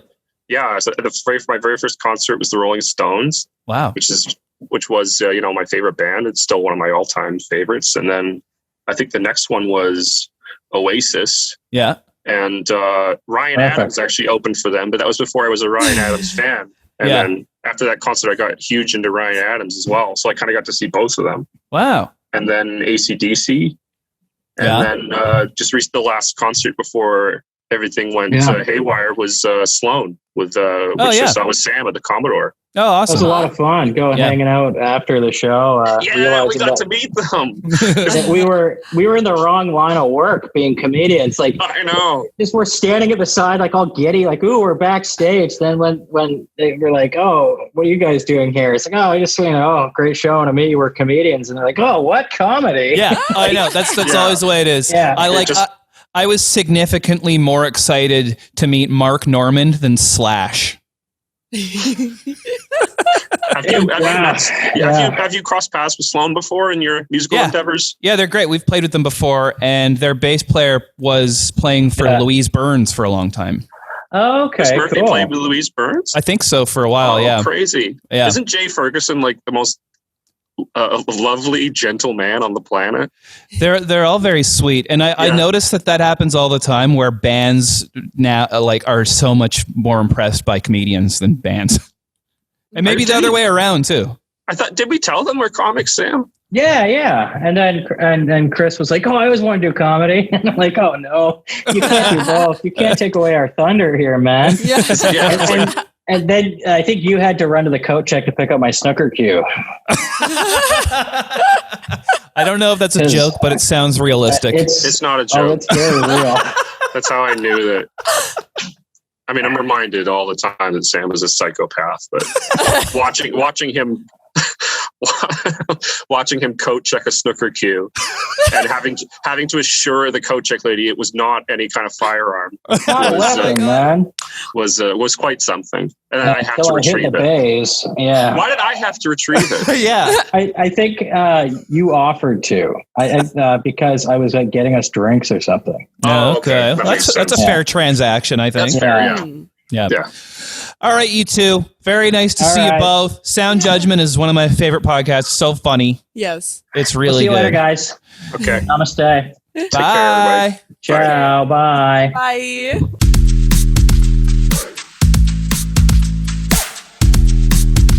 How are you, Juliana? I'm okay. Yeah. I'm all right. You almost said good. I almost said good, but then I thought about it and I was like, Thought about it and decided to be honest. Yeah. Where are you?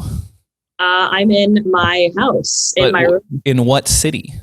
In Toronto. Oh, okay. Oh. Yeah. Okay. Yeah, I was supposed to be there also because I toured a band. That got canceled real quick. So I do miss it there. I hope it's not too sweltering. I feel you. It's like anytime you ask anybody how they're doing, if they're too enthusiastic, you're like, you're full of shit. Yeah. Let's be real here. Exotic. Yeah. Yeah. Is that the theme of your podcast? All good? Is kind of Yeah, it's just a bunch of people having mental breakdowns on live. Count us in. Yeah. I'm like, tell me your trauma. And then it's just an hour of that. I like that. That's too. what my therapist gets every Tuesday morning. Just inundated. I was telling Alexi, I was talking to my therapist and I was talking about my childhood and I had my head down because when I'm thinking, that's how I talk. And I looked up and he looked like this. I was like, oh my God, I'm sorry. And I realized I'm like feeling bad wait, this is why I'm here. You got to be stronger, therapist. Right. Oh, it's true. Yeah. So what kind of conversations do you tend to get into on your show? Well, I just talked to other comedians about, and it's not like mental health. Like I really try to emphasize the fact that like a lot of comedians when they come on, they're just like, was I like emotional enough for your, and I was like, no, like, yeah, of course. Like, I don't want people to come on and start crying about their parents' divorce. Like it's just about like comedy, touring, anything that, relationships, but like fun and lighthearted, not like sad. Yeah. That sounds great. The great thing about interviewing comedians all the time is typically their storytelling chops are like pretty good, so they can kind of make anything entertaining, even if it's their own traumas. Yeah. But I don't want it to feel like a performance. You know what I mean? Like, comedians are real people, and I don't want anybody to feel pressure to make people laugh or whatever. It's like, let's just get to know the real you. Be chill. Have a real conversation. What was there a story of yours that made you want to start a show like that? Yeah, well, I have I'm pretty open about my anxieties. And there was one time that I was in Niagara Falls and just having like the worst experience. And I had like toured, I had, been on the road before, so it wasn't new to me. But I, for whatever reason in Niagara Falls, just had like a series of panic attacks. Oh, yeah. Oh, no. And it went on for like the 3 days that I was there, and I had no idea what this was or like what to do. And then I saw a therapist and they were like, oh, you have clinical OCD. And I was like, what is that? Yeah. And then I learned so much about it. And I kind of became like obsessive with learning about it. And and then that kind of inspired me to talk to other comedians because I know anxiety is a big common theme.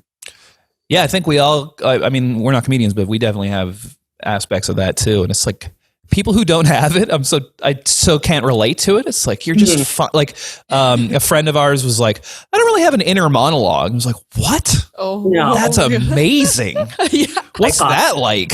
Yeah.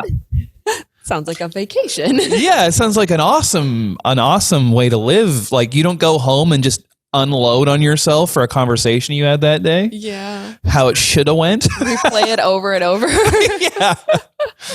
Yeah, I'm so jealous of that. About it. Yeah. Yeah. Oh, that's really interesting. What was your craziest day job story? Craziest day job story. I've been fired from a lot of part-time jobs because I'm a comedian, and like before the pandemic I was doing auditions, so I would always have to like bail on shifts at the last minute because like something came up or like I just didn't. Sometimes I just canceled shifts and dyed my hair that day. It really didn't. I fully had no respect for anybody that I worked with or for. Oh man. And when I was 17, I worked at Bulk Barn, and I got fired because they caught me on camera weighing my arm on like the scale. And then I punched in the code for almonds because I was like, this is the most expensive thing in here. So I was like, how much would my arm weigh in almonds? Just stupid. Yeah. And then I put it through the system and I didn't erase it. So they thought I stole like $400 worth of almonds. Oh no. Yeah. I was like, don't worry. I didn't steal money. I was just not doing my job. Yeah. I just don't take you or this company seriously. Yeah. But I do know how much my arm weighs in almonds. Yeah. But there was $400. Yeah. There was this whole thing where they had like lost my SIN number. So I had a very extensive history with this Bulk Barn owner. Why are almonds so expensive? Yeah. I think I feel like that because they make my mouth itchy. So I'm like, what's the point? You're allergic to almonds. I think I am. And bananas. It's been an educational episode for me, actually. Juliana, have you ever had an experience with the supernatural? No, but I do believe that my house is haunted. I believe that a lot of spaces are haunted that I live in. Yeah. Yeah, just because I've never seen a ghost. I've never seen anything move around, but like I do hear noises at like 3 a.m. pretty frequently. And I'm not sure where they're coming from. What kind of noises? It sounds like there's somebody walking in my hallway and up and down my stairs. And I've gone out of my room before to be like, hello? Like, it sounds like someone is breaking and entering. And then I go downstairs and there's That's terrifying. Oh my God. And then you hear a voice go, you shouldn't have weighed your arm at Bulk Barn. Go back to my April calls. It's just your shift supervisor from Bulk Barn still mad at you. Looking for the almonds. What'd you do with those almonds? Cool. Okay. Well, thank you for coming on, Juliana. Yeah, thank you. Thank you guys so much for having me. This was so fun. Of course. So the podcast is called All Good. You know what it's about now. Check it out. All right. Cool. All right. Cool. Thank you. Thank you guys so much. Have a good rest of your day. You too. You Bye. too.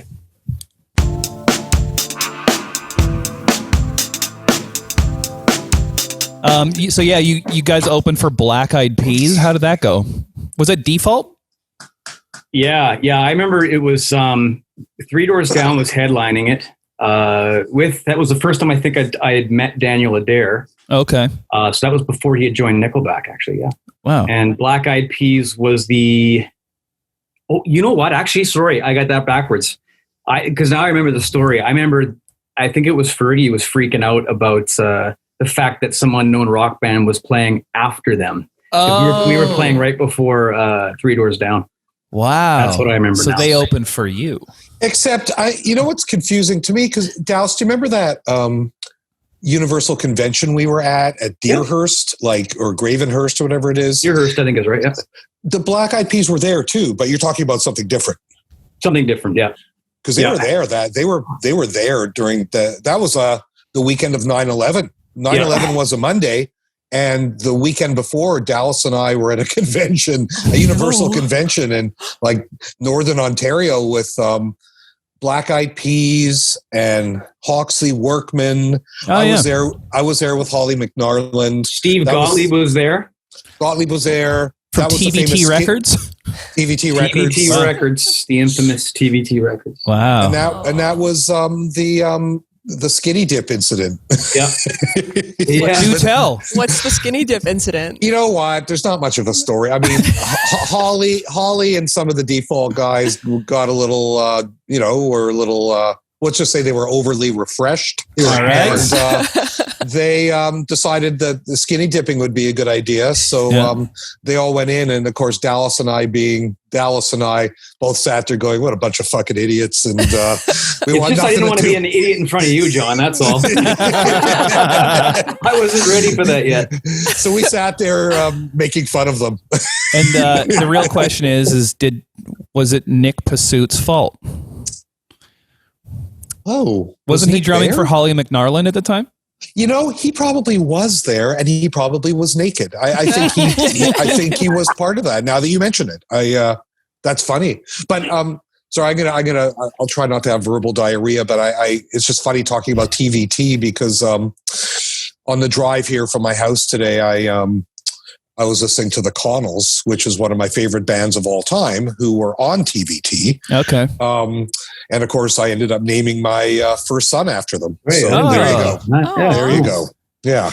The reason that I knew about TVT was Nine Inch Nails, but also the band Seven Dust. And I saw Seven Dust open for Creed with Nickelback opening, and then Creed canceled, and there was we were all there. Really? Yeah, I was there. Oh yeah, man. I was happy I got my money back after seeing Seven Dust. No kidding, right? Yeah. What a band, man. Oh, yeah, I love them. We did a lot of touring with those guys. Well, really? We did a lot of like festivals and stuff, Radio Fest. Yeah. Just really great guys, all of them too. Yeah. Super nice. Great vocalists too. What were you going to say, Jonathan? That night. I just remember that night like it was yesterday. Like the Nickelback's A&R guy, Ron Berman, flew up because if I remember correctly, it was the last show of a tour. And so it was kind of a big deal. And, there were a few funny memories from that one. One was I was warned by everybody, don't look Scott Stapp in the eye. When you're backstage, you keep a wide berth. You don't look the guy in the eye. And so we were all in craft services, the band. It was me and my wife and Nickelback and all the wives and all the friends and family. And at some point I was going to go get a Coke. And I turned to Ryan and Chad and said, I'm going to go get a Coke if that's okay. Or is that Scott Stapp's Coke? and they were both like, dude, we're not fucking kidding. Yeah. Like, don't. We toured with them. We did 3 weeks with them. With Creed? How was that? Back in the day. I seen Scott on stage. Good show. Great show. Yeah, I bet. But the only time I saw him backstage was I came off stage and he was busy berating assistant or something in the hallway from a good distance away. And he just looked over at me and just walked in his dressing room, and that was it. It was bizarre. And the weird thing was, the great thing is that his band, like Mark Tremonti, those guys, they came out and hang out in our dressing room quite often during those 3 weeks, right? I think they were trying to avoid him too.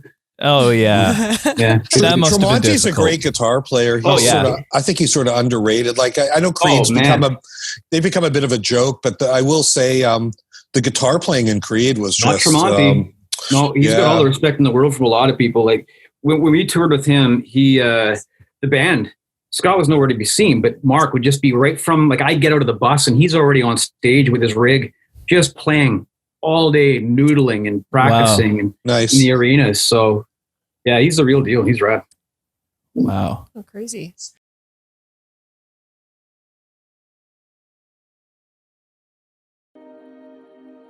The Americas, today facing an unprecedented health crisis, COVID-19. As the Americas have become the epicenter of this new and highly transmissible disease, PAHO continues to lead and respond, working to track, slow, treat, and stop this new disease, deploying assistance, strengthening health services, advising governments, supporting research, in 52 countries and territories of the Americas. Please join us in this fight. It takes all of us together to stop the spread of COVID-19.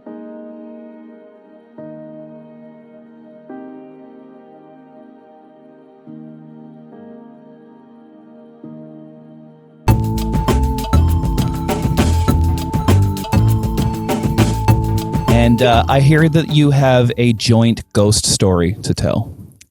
We could. It's no problem. We should start with Paul because it takes place in his parents' home. Okay. So he could tell you the background of the ghost. I feel like you got sad when we brought this up, so I'm really excited to hear what this is. We're thinking, okay, we'll have to figure out who jumps in to tell what part of the story. But we could start with Paul invited me to his house to stay. I didn't know that there was a ghost room. Oh. This was not told to me. Yeah. Paul just said, that's your room, which turned out to be the haunted room of the house. That's where I slept the first time I went to Paul's family farm. Yeah. So the next day when I woke up, I was like, oh man, I was dreaming all night about this old lady was talking to me in my dreams all night, and Paul's face went white. And he's like, oh my God, that's the ghost from the haunted room. And Paul's dad was like, the room is not haunted. Quit telling people that, Paul. Those are the words of someone who just got haunted. Yeah. The room is not haunted. So Paul could tell you what the actual ghost is before we get to the ghost prank that we played. Oh, no. Okay, tell us everything, please. Okay. So this is on my family farm in Alberta, which was given to my grandpa by the Canadian government. He's a Norwegian fella.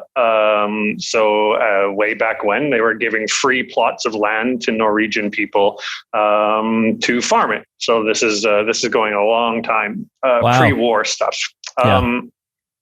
So my grandmother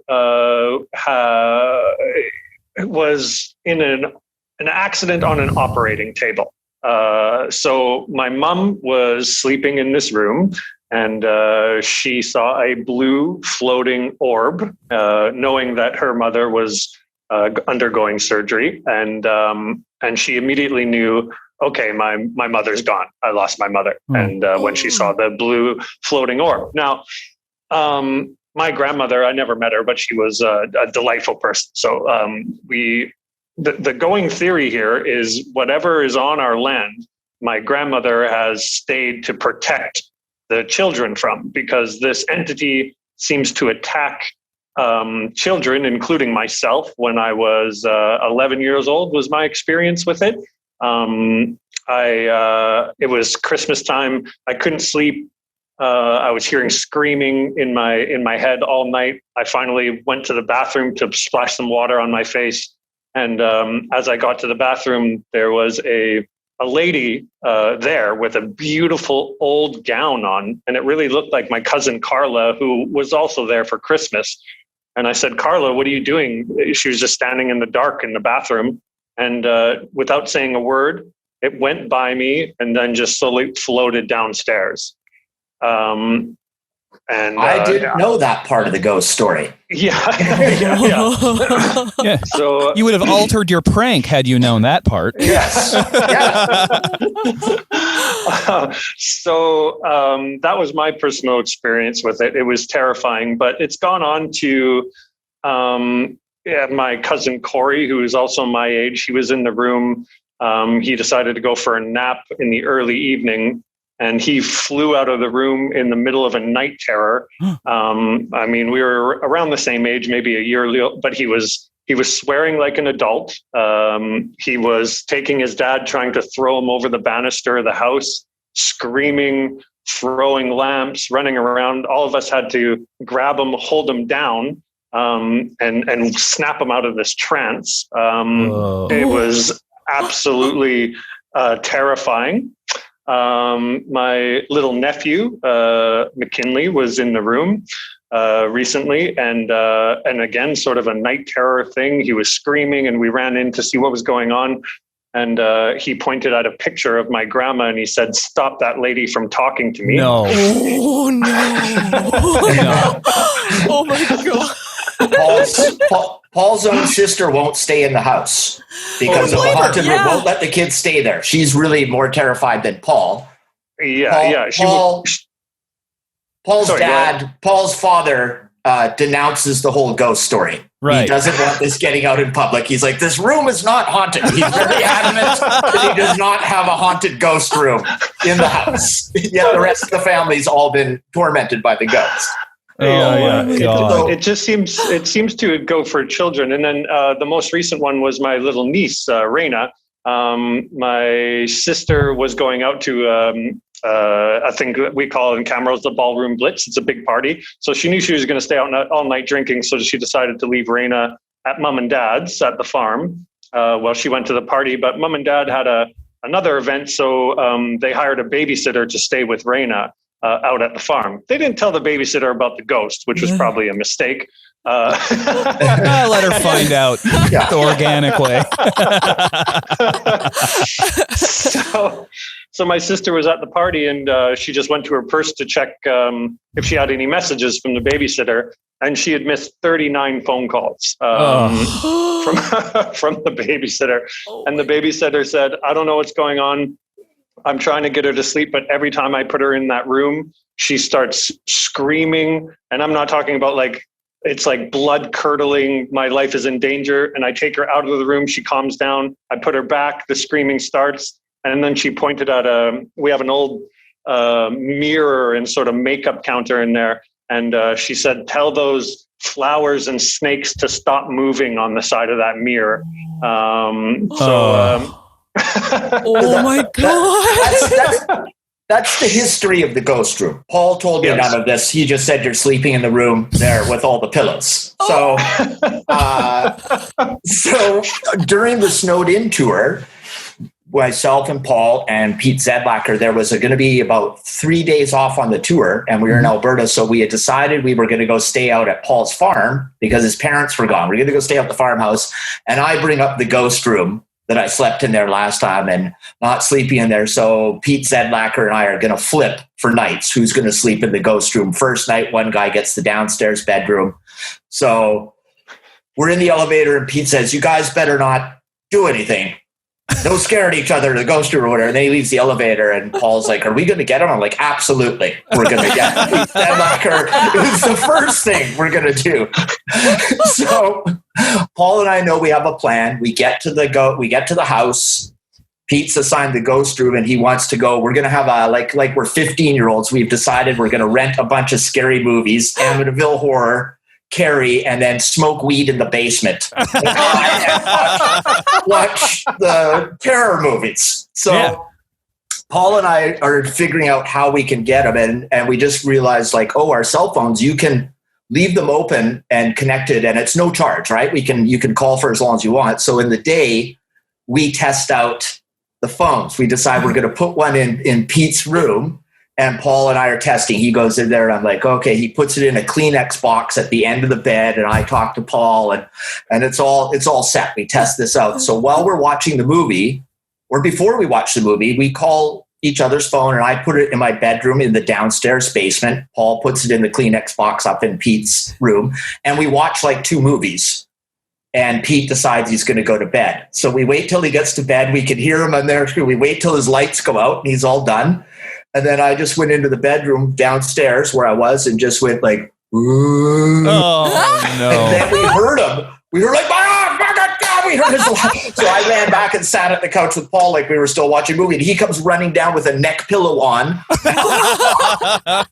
and just his underwear. He's like, "I heard a voice. A ghost. The ghost talked and distinctly said, ooh."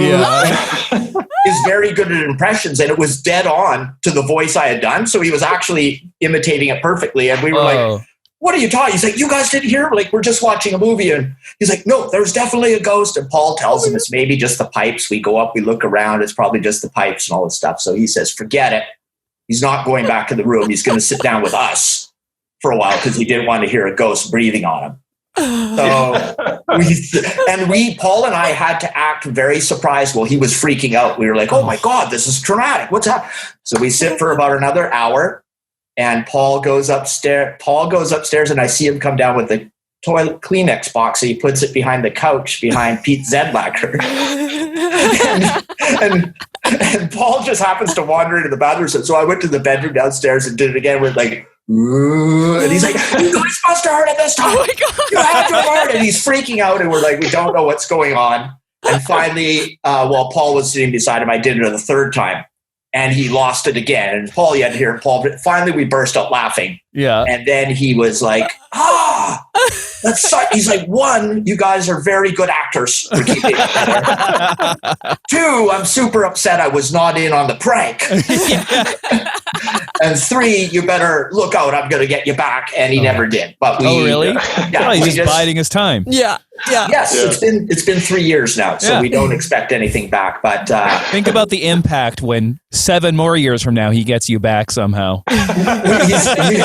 He's never really explained why he came running downstairs in just an inflated neck pillow. Yeah, he had a laptop though, with a toque on. He had a toque on, and I'll always remember this quote where I was like, "Dude, it was probably just the furnace," and he's like, "Oh yeah, it could be the furnace or a dead grandma breathing ghost." He was actually scared. His eyes were giant. Yeah. He looks a bit like a pug to begin with, and he was terrified. And he would not leave Paul and I. He sat with us. He's like, we thought he'd go back up to bed in like an hour or whatever, right? But he did not leave. So finally, Paul had to bring the Kleenex, and he never clued in that the ghost only made noises when we were not around. He's like, you'll never believe it. It's an amazing coincidence. I think he was just so terrified every time he heard it. We thought we could go like, ooh. Yeah. And that he might stir, and that we were going to say like Bruce, but we didn't even get past the first ooh before he was laptop closed downstairs yelling. That wasn't his first haunting. Yeah. No. It's like, not this again. Not taking any chances. Yeah.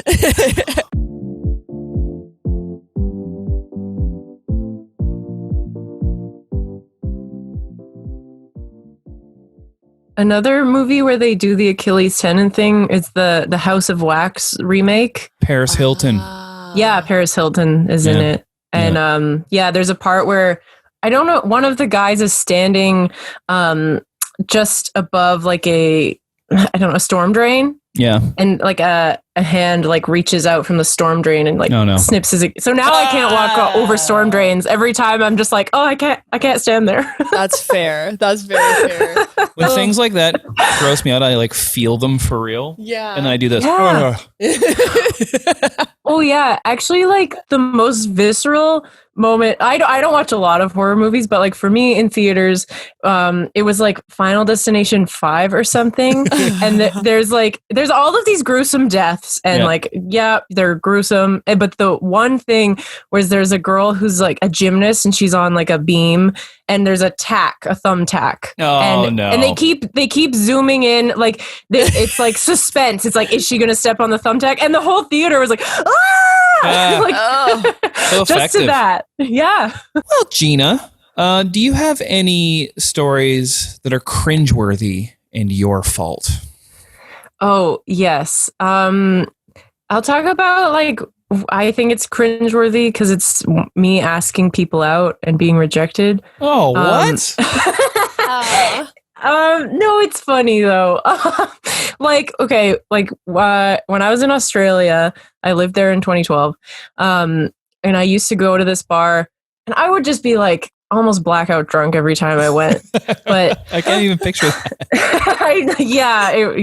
That was a wild year. But anyway, so there was this bartender who would I would always order a beer there called a Carlton Draft. Mm-hmm. And then every time I ordered it, he would make fun of my accent because he was Australian. So he'd be like, Carlton Draft. And so I was like Carlton Draft. Yeah, a Carlton Draft. Yeah.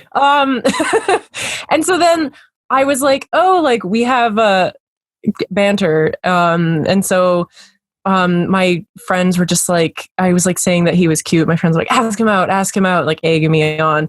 And so I went up and I was drunk, but I was like, hey, I'll have a Carlton Draft and your number. He's like, Carlton Draft and your number? Still makes fun of you? Oh, no. Oh God, that would be embarrassing. But no, he just was filled the beer and was like, that'll be $5 or whatever. He just ignored it? He just ignored it. He was not interested. Oh no. Gina. Oh no. It's really funny to me now. You gotta surround yourself with nicer people. This is Thank you. A bit much. I think now I have. Yes. I know your friends now. Lovely people. Yeah. But man, that guy's an idiot. Yeah. Let's find him out. Let's find his name in the phone book. Let's just prank him. We'll send Offspring over there. Yeah. Prank he his worked ass. He worked at O'Malley's. Oh. Irish pub. Carl, I want a Carlton draft now. I'll tell you that much. Yeah. Carlton draft. Oh man, it's sounds nice. I'm trying to think, like, when I was in high school, if you asked someone out, you would literally be like, "Will you go out with me?" Yeah. So lame. And then you would do that, and then you would just be immediately boyfriend and And then girlfriend. you like just be that holding hands down the hallway now. Oh, And that's, God. That's how it works. And that's the relationship. So romantic. I never had that, but I didn't date in high school, but I had like a grade 5 boyfriend, which is like even more just, will you be my girlfriend? And then we would just like hug on the field and then not speak to each other. Was he like, Gina, will you go out with me? Yeah, basically.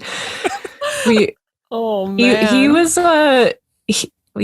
his family had lots of money. He brought me like chocolates a lot. It was very Hell cute. yeah. What's this guy's name? I know. I don't want to say. His name was Carlton Draft. Yeah. Yeah, I shouldn't have let him go. Yeah. He gets it. Gina, will you watch Quaswodes with me? Romance. Actually, you know what? We did go to the movies. We saw Undercover Brother. I love that movie. Everyone thinks that's a piece of shit, but Dave Chappelle's in it. I've never seen it. I haven't seen it in so long. He's Conspiracy Brother in it, I remember. An Eddie Griffin movie. It's Eddie dumb, but Griffin's I great. love it. I've never. Yeah. It's pretty funny. Denise Richards is in it also. It's great. Yeah. I need to brush up on my pop culture. You need to brush up on your Undercover Brothers. I'm always telling you that. Thank you for coming on, Gina. Yeah. Really appreciate it. Thanks for having me. You got it. Yes. After the pandemic, we'll go vintage shopping and you can try and buy yet another overpriced Britney Spears t-shirt. That sounds great. To get a couple of Carlton drafts. I wonder if Lauren knows about that. Drafts. Carlton Drafts. Oh, Can I'm I sure have she your does. number? He didn't wear glasses. I don't know why he did that part. That's good. That's good. All right, Gina. Thank you. Okay. Nice to see you. Bye. Thank you.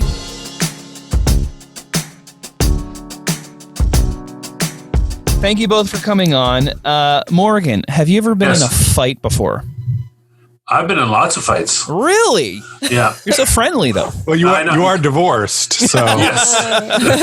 Not as an adult. Luckily, I've avoided most fights as an adult. But as a kid, I got picked on a lot because I was kind of like Hodor, big but dumb. Okay.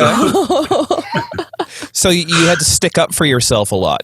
Stuck up for myself a lot. Yeah, and I tried. Okay. All right. I grew up in a town with lots of farm kids, so I was by far not the strongest person around. Yeah, but yeah, no, I try to get out of it. That's what humor is for, right? You get out of fights that way. Yeah, just talk your way out of it. What about you, Mike? No, not really. Like I was a bouncer for a while, but that sounds like there's some good stories there.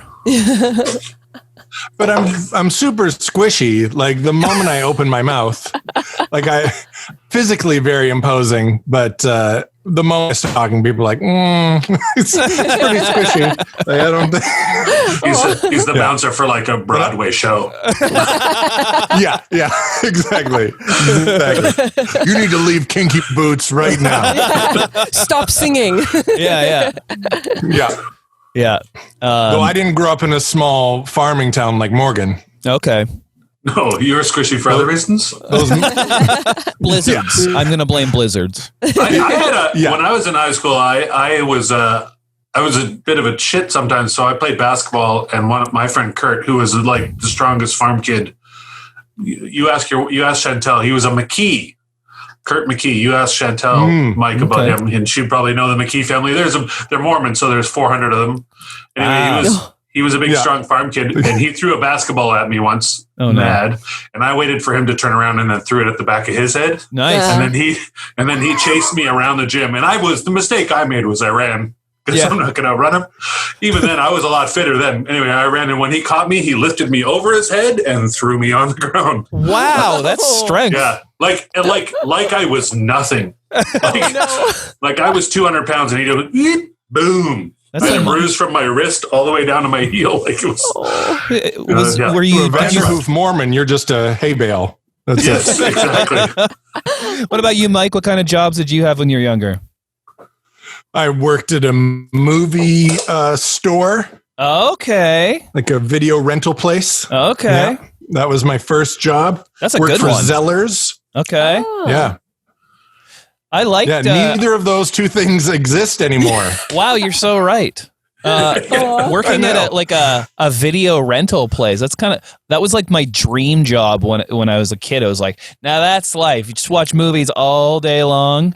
But it's funny how because I worked in a record store when I was a teenager, and I was like, oh, this is the best. It quickly goes away after arguing with people about music. Yes. 2 weeks in. Yeah, and you become the most pretentious asshole ever. So, did that happen at the video rental store? Because it sure happened to me at a record store.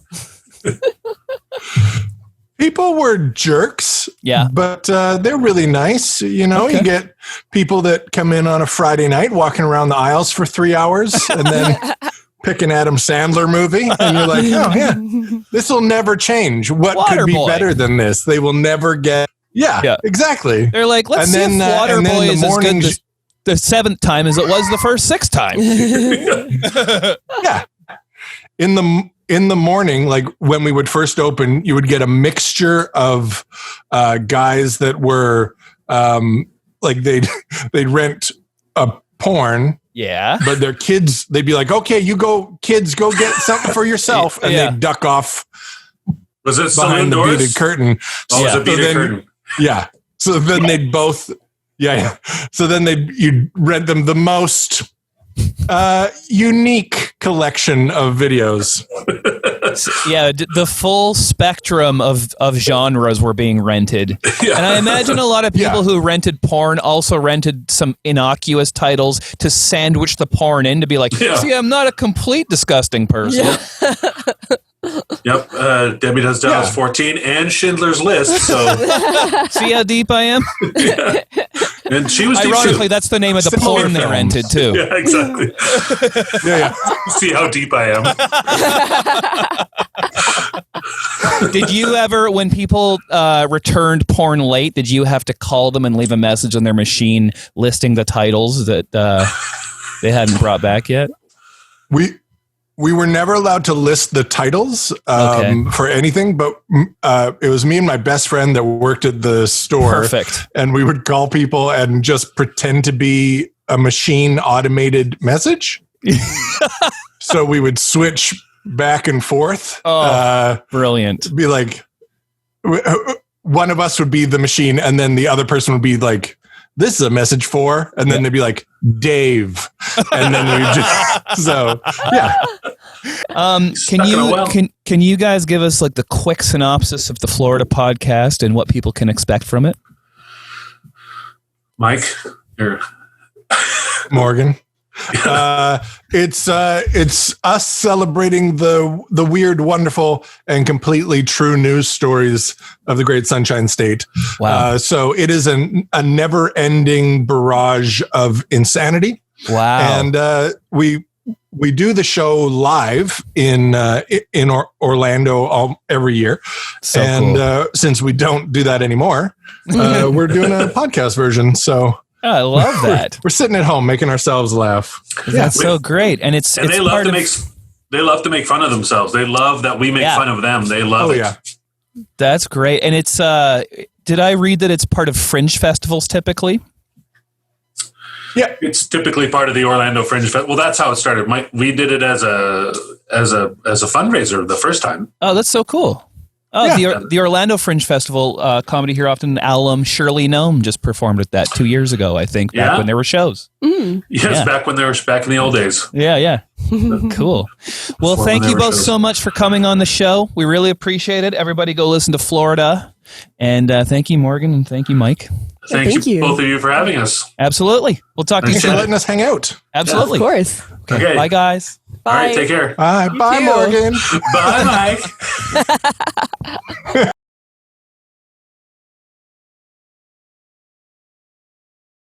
Hello, I'm Simon King, a comedy professional.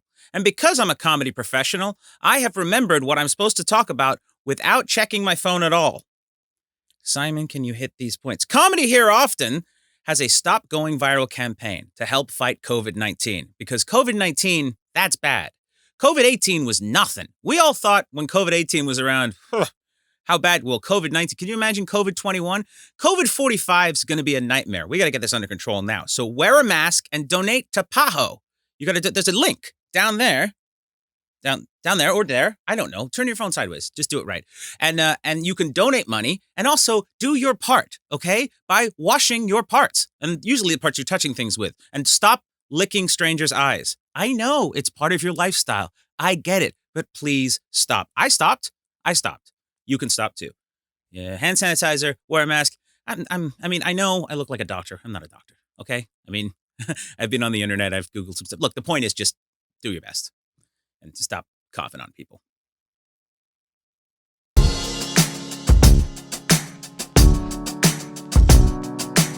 What about you, Tony? Do you have any concert experiences like that? Yeah, I am from the East Coast, so was going to concerts in Halifax. I famously don't like concerts now because it's just too much. There's just a lot going on, but I was really excited to go see Tiesto. Yeah. I've seen Tiesto. I'm going to say this was like 2006, possibly 8, whatever. Yeah. And we get there. It's at the Kennard Center, which is just a convention center downtown Halifax, very nondescript, just a big open room. Yeah. We get in there. I'm having a blast. I am dancing. My friends and we found our little spot, and 2 people within I'm going to say half an hour came up to me and asked me if I had any ecstasy to sell. Shocking. Oh. That's the only reason you talk to anyone else there. Yeah.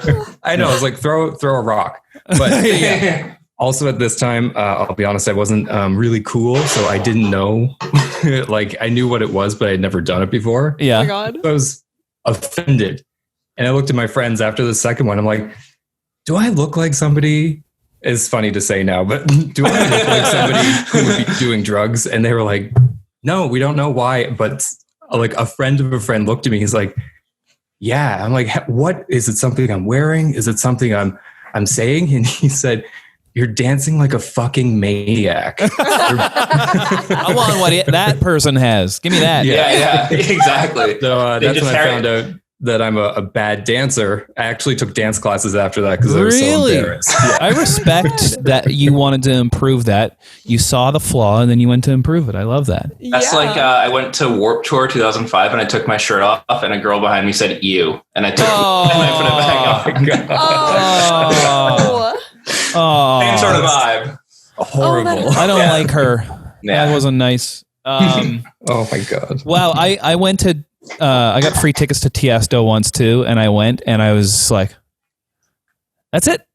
Just a laptop. You danced normally and did not get approached. You did not get hair. You didn't get Harry Met Sallied for ecstasy. No one faked an orgasm at lunch with me. I'm assuming that's what you meant. Mike, what is your worst day job story?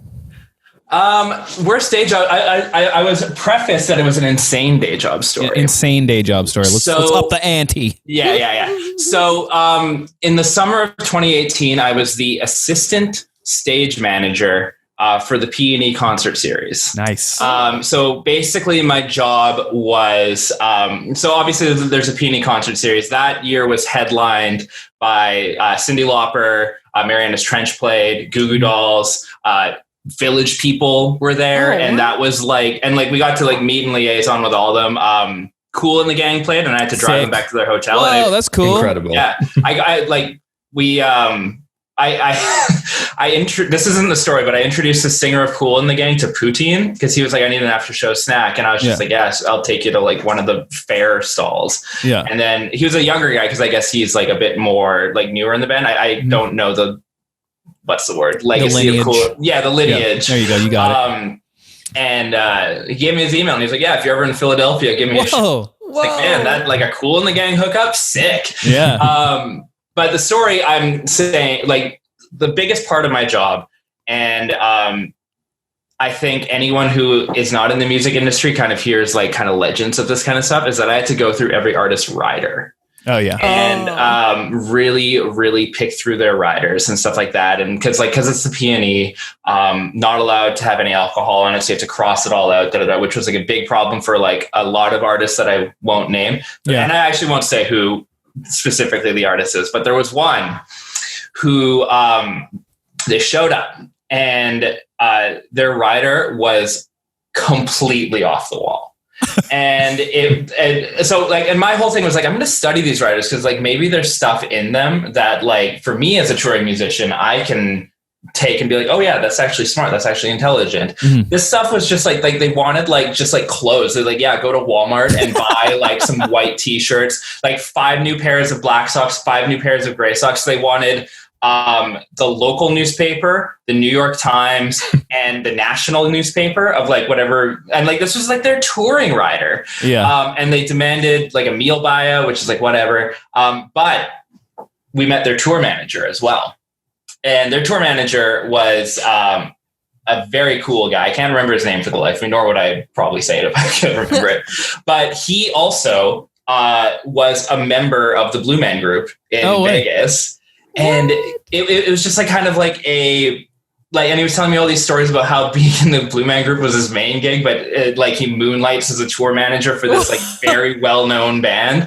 Whoa. And he basically was just like, yeah, don't worry about all their demands. Like they just kind of put them on there because they can. Yeah. And then and also like watching the Village People, watching another band. It's okay. I'll bleep that out. Well, it wasn't. I'm talking about a different band now. So the first one, and then now watching that band, the new band I just mentioned that you had bleeped out, completely fall apart because they absolutely hate each other and get in fights with each other in public, and it was super weird and super awkward. Wow. And then there was another. Which I don't think I actually should tell now that I'm thinking about it. But yeah, that's kind of my insane day job story. Like I said, nothing like no crowd surfing and face planting. Oh, actually, one of the most insane ones was this is not incriminating whatsoever. I can't remember their name. They're big singles, Peaches and Cream. Okay. They were big in the 90s. It's not 4-1. It's not 4. No. Yeah. It's numbers. I can't remember. It's Tiesto. So Tiesto played. I'm under the bus. And they came up to me. So like I was the assistant stage manager, and obviously I had like my boss above me, another young guy, and we were just like living life in the summer. Yeah. And the 311? No, 311's a 311 is 311. Yeah, 311's a new metal band. Sort of pseudo new metal. Funky, yeah. 112. 112. Yeah. So 112's tour manager comes up to me and he was just like, we have a job for you boys. And we're just like, okay, cool. And he was like, we are like, during the breakdown of this song, you need to go through the audience and pick the 5 most attractive women that you find, because they're going to come dance on stage to win like swag. And I was just like, man, I am in like a late 90s comedy movie. Like I am in Malibu's Most Wanted right now. Yeah. You are I Jamie ended up delegating Kennedy. that because like I'm not, like if I was 16, I'd be like, made it. This is my calling. But me at the age that I was just kind of like, judging women on their looks. Yeah, I was like, I probably have better things to do. And so our manager ended up delegating it to someone else, and I didn't know how it turned out, but the contest happened. But that was probably like a very weird, like, this is quite something moment. Well, we know in the late 2000s how young girls love 112 merch. Yeah, exactly. Do anything for it. Can't get enough of it. Love them so much I can't even remember the L name. to the I to the M.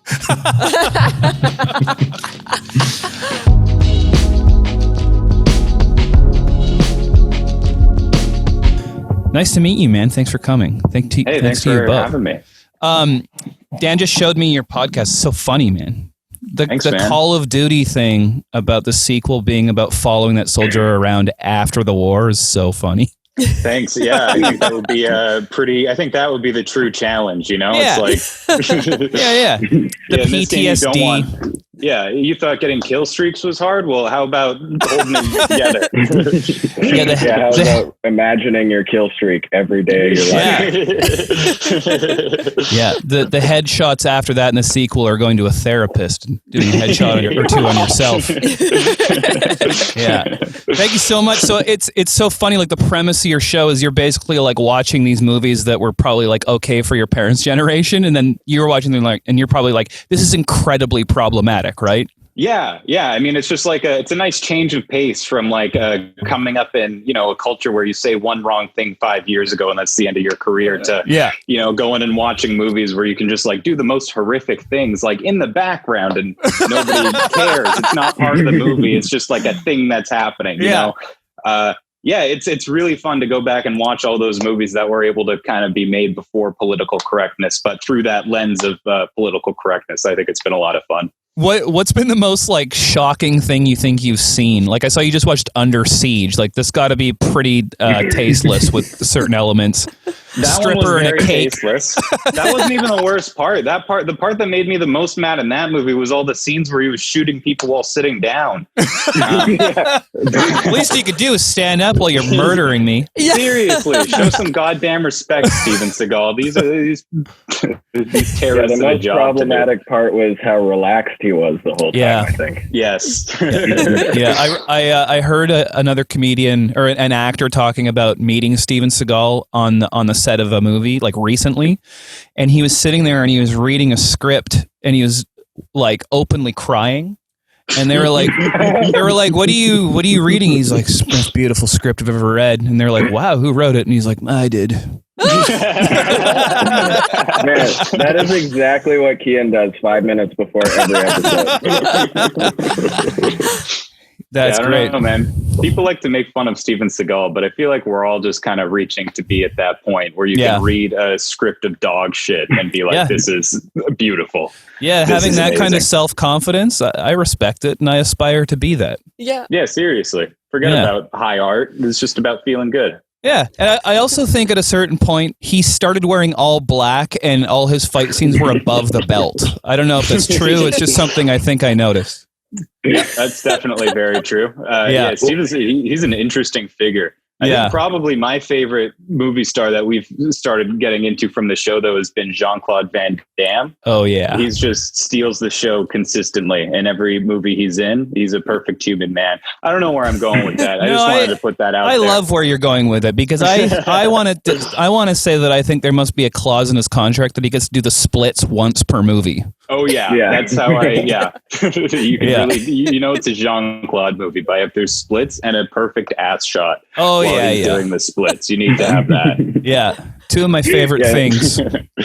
Yeah. Sweats with the hemmed ankles and you just see the zoom in on his ass. It's a beautiful cinematic trope.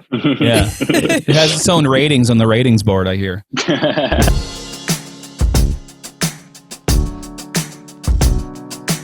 How are you, man? Are you in Toronto? Yeah, that's where I currently live right now. I've been here for about 5 years now, and I kind of came here to pursue stand-up comedy. And then, to be honest, I've been doing the online thing now for about a year and a half, like just Canadian and hockey stuff. And then I realized that I didn't really need to live in Toronto. But I guess, and especially because of the pandemic, I've done like 4 comedy shows in the last year. So I don't technically even really need to be here. It's a really expensive city to live in, but yeah. Where did you come from? I'm originally from a small town called Napanee, Ontario. Yep. Yeah, most people know it as Avril Lavigne's hometown. Okay. Yeah, that's right. Yeah, I don't know. I only said that because that's usually what people say when they hear her name. Yeah. Okay. So, I guess one reason if you're a huge hockey fan moving to Toronto, you can go to actual NHL games before the pandemic. So I guess that would be a good reason to go. Well, fun fact, and it's actually bleeds into one of the questions that Dan had sent me, was that I actually used to work at Scotiabank Arena. Oh, man. So I got I purposely got the gig just so I could watch all the Leafs games for free. That's great. I love that. Did it ever happen where you had to throw someone out, but you're like, just 1 second, no power play? No, actually, I was a beer vendor, so if anything, I was the one that was adding to. Oh, okay. The ruckus. Yeah, I would just go up and down the aisles like, "Be here." And I purposely worked in the 100 section just so I could get right behind like the players' bench and just get like a nice view of the ice. So wow, yeah, I respect your strategy and how it worked out perfectly. Yeah, it did. I saw some pretty amazing games. Like I was there for the Raptors championship run, so I worked all of those games. No way, that's so cool. Oh my god. Yeah, and then I worked the. If you're a huge hockey fan, you know about the E-Bug game, and that's when the Leafs were playing against the Hurricanes, and the goalie for the Hurricanes was a Zamboni driver that works for the for the Toronto Maple Leafs. What? And he came in, and I worked that game. Why did that happen? Did all their goalies get injured? Yeah, 2 goalies got injured at that game, and so they have like a third goalie that's like an emergency one, and it was a guy who works for the Marlies, David Aries, and then he came in for like half the game. It wasn't even like 10 minutes, it was half the game, and he won the game for the Hurricanes. So holy shit. Wow. Did he get picked up the next year? No, he was, it was kind of like a success story / like mostly a laugh at the Leafs kind of story, like you know what I mean? Whoa. Like in case we don't have enough reasons why people can just rip on us, right? It's funny. If that was the plot of a movie, it would get critically panned for being unrealistic. You're telling me 2 goalies get hurt, so they get the Zamboni driver to play, and they win? I don't think so, Jean-Claude Van Damme. You know what's funny is that I hear that actually Disney was like interested in. I don't know if they're going through, but they're actually going to like make it a story. So if I'm the Leafs fan, I'm not watching that movie like at all. Absolutely, they should. That is a Cinderella story, but I don't understand why he wasn't picked up by a team the next year. He won the goddamn game. He's a legend, though. I seen him at the arena, and just honestly, I'm not even mad. Like, props to him. Yeah, seriously. That's the craziest thing I've ever heard.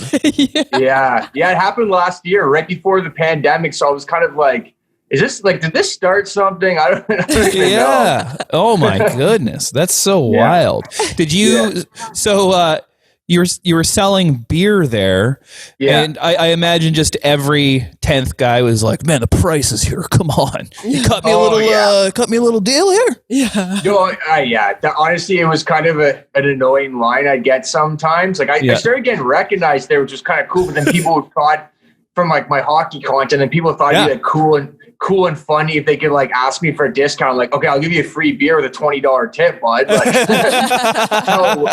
so it's like, honestly, like it like people would get mad at me sometimes. I'm just like, well, how much did you pay to get in here tonight? Like, I don't see you guys getting mad at like Ticketmaster or the scalper, but meanwhile, you could just shit on the beer guy. I don't know. Yeah, because you choose the prices. And also, they probably did get mad at Ticketmaster, too.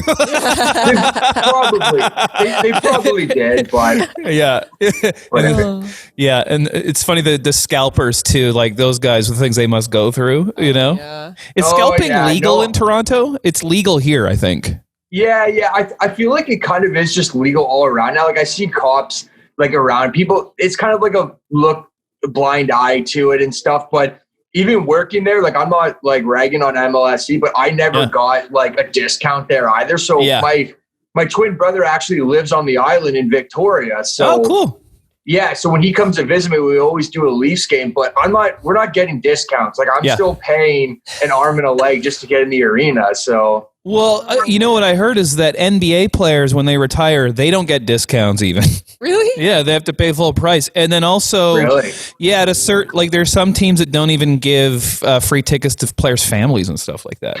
Yeah, it's like, it's a business, right? Like there's a reason why they're like $1 billion businesses, right? Yeah. I like, I'm not salty. Yeah, I don't know if you watched The Last Dance, the Michael Jordan documentary, but I like how it was great. But I like when you realize that all the players had to ask Michael for tickets. Yes. It's like, I see how this works. When you're MJ, like, I mean, you can afford it and stuff like that, right? Like, he was the greatest. I love the documentary. Like, I mean, kind of got into basketball, like working all the Raptors games, but it was definitely a great story. Like, I love MJ. He's the GOAT. Yeah. That was so cool you got to see that, because I was telling Alexi, it's like, I never get my way in sports ever. And then when the Raptors won, I was like, are you serious? The team I wanted to win actually won? I know, right? Yeah. It was nuts. The parade and everything. Like, I went out for it and stuff, but I wasn't one of those fans. I mean, we had a bunch of people like climbing up on top of like buildings, people twerking, like they've been following the team for years. Like, okay, you just became a fan like 2 weeks ago. Let's be honest. Yeah. But I definitely went out that night. It was like probably everyone was out till like at least like 5 o'clock in the morning, did the parade and everything. And it was great for the city. I mean, everyone knows here in Toronto, I know people like to rag on the city of Toronto, but we don't win very often. And when we do, we definitely enjoy it. So no, I think that's the good thing about Toronto. See, in Vancouver, if we don't get our way at all, we riot. So, and so I have a video about that, and that specifically where I talk about that, where I'm like, this is the difference between Canada and the States. Not to get too political, but we don't do things like storm the parliament, but what we do is we riot when a hockey team gets beaten out of the playoffs. Or when Guns N' Roses cancels right before their show. That's the other time Vancouver riots. Yeah. Yeah, I mean, I'm telling you, but here you get more crap for being a Leafs fan than for whoever you voted for. So I know you guys get it really, really rough. There's a music producer in Vancouver named Garth Richardson. He's a big Leafs fan, and he has a rule that if you are not a Leafs fan, you're not allowed to park in the parking lot. Yeah, what a beauty. I like this guy. You like this guy? That's great. So through all your hockey and beer selling and everything, when was the last time you got into an altercation or a fight or something? Well, it was actually at a hockey game, and I'm not really a fighter. Like, I'd say I'm a pretty friendly guy. Like, Canadian kid. I do stand-up comedy. It's whatever, but it was actually Leafs and Sed. So kind of like the same. I know Vancouver is like the only BC team, but it would be the same as like Vancouver, Calgary, because Calgary like basically stole Vancouver's whole team. And so after a Sens game one time, my brother and I, we're in the parking lot. We're just kind of chirping, having a good time, like go Leafs, go. And there's these Sens fans, and they were just like a lot bigger than us. So we were running our mouths, and then they wanted to like, I'll throw a hockey term at you. They wanted to tilly.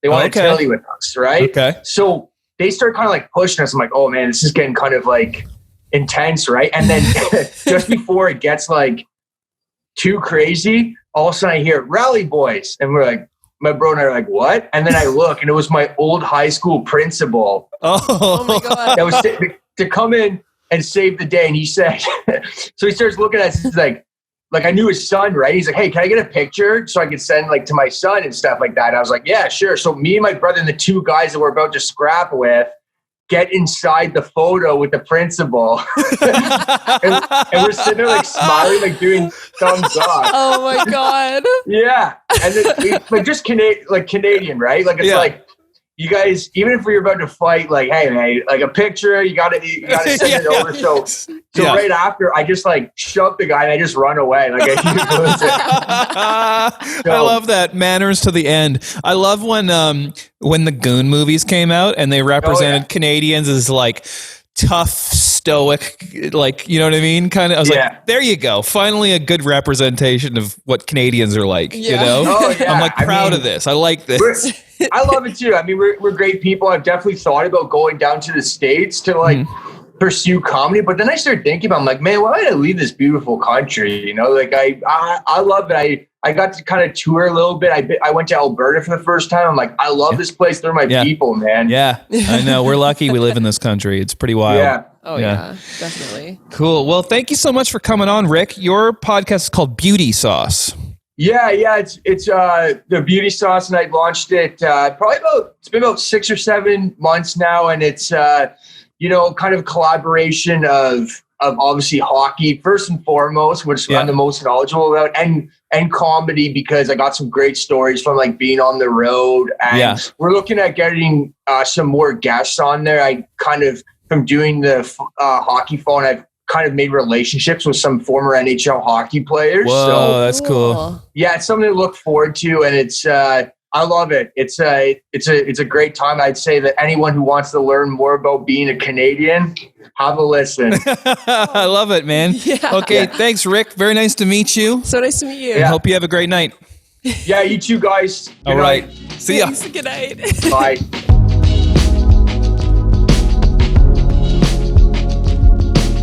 Thank you for coming on, Ola, on Sunday Thanks morning. for having me.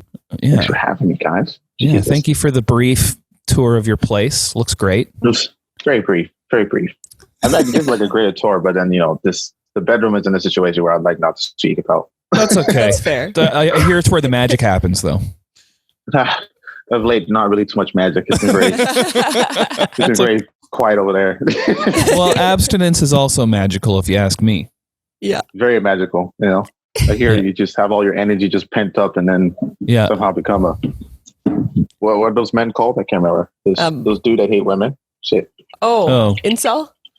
Yes. Incel, yes. This Vancouver comedians? There's a fine line. Oh, yes. That as well, too. Vancouver. But aren't they the same as incels? They're pretty much on the same league. Yeah. They just have like a location tag on them. Right. I feel like if it was in Seattle, they'll just be Seattle comedians, not incels. Right. I wonder, though, why for some people it translates into aggression, and for other people it translates into being a monk and going and standing in a nice cold waterfall and being fine with it. Right. Just I come, feel bro. like it just comes. No. It comes with like, your energy, they can use it for good or evil. Mhm. I'm using my cum for good. I say that's what I love about you. Very thoughtful comer you are. I hope your mom doesn't see this. Yeah. Yes, my cum is focused. Pre-pandemic, I hugged your mom, and so now I feel guilty. I'm talking to her son this way publicly. Yeah. No, she'd be happy. We're talking about keeping our cums to ourselves. That's true. It'd be hard to get mad at this, right? Keep your cums to yourself. If I can We should put that bestow on a any t-shirt. advice on people, you'd have a lot Right? less Like, I feel like- problems. Right? My Yeah. goodness. Keep it in. Keep it in To be selfish with your cum. until you find the right one. Keep your cums to yourself. Oh my god, that's so ridiculous. We should all be doing advertising for I a love for it. a celibacy group. It'd be exhausting. It'd be exactly exhausting. I'm like, Yeah. Some people does have anybody wanna see trouble me? dating one person. Imagine Yeah. dating the entire population. That would be. God, that just makes me stressed just thinking I about feel it. like I just stressed you out saying that. I'm I sorry. did. It's a lot of pressure. No, that's okay. My brain just like went all that's all Raven. It was like, Imagining the whole thing playing it out in your head, all like Queen's Gambit, just like watching everything play out. Yeah. God, I love Queen's Gambit. That was Me such a good too. TV show. Right. I didn't expect to like it, and then I was watching it. Now I wish I was in the 50s. Yeah. I love the Right, making fashion money. and the kitchenware and the architecture. I love it all. So good. I just like how dramatic they made chess. Yeah. Yeah. It was like a sexy movie for chess. Like it really Mhm. did. Oh, And yes. I Yeah. got a chess set after that. I believe it. I love it because Alexi gets easily inspired. Mhm. She'll see something and just be like, "That's the rest of my life right there." Chess. That's it. That's Checkmate. That's what she said to me when I saw her right after that. It's like, I mean, yeah. Everything. So I everything. got two sets. Yeah. That was so wild, man. Watching that movie was ridiculous. Like watching someone have like a lineup of. Is that even possible? I want to see that in a Mythbuster. Can you really play chess with 8 people and like just go like, yes, G6, 5, fly like a G6, 7, 1, 2, 1, 9, come back.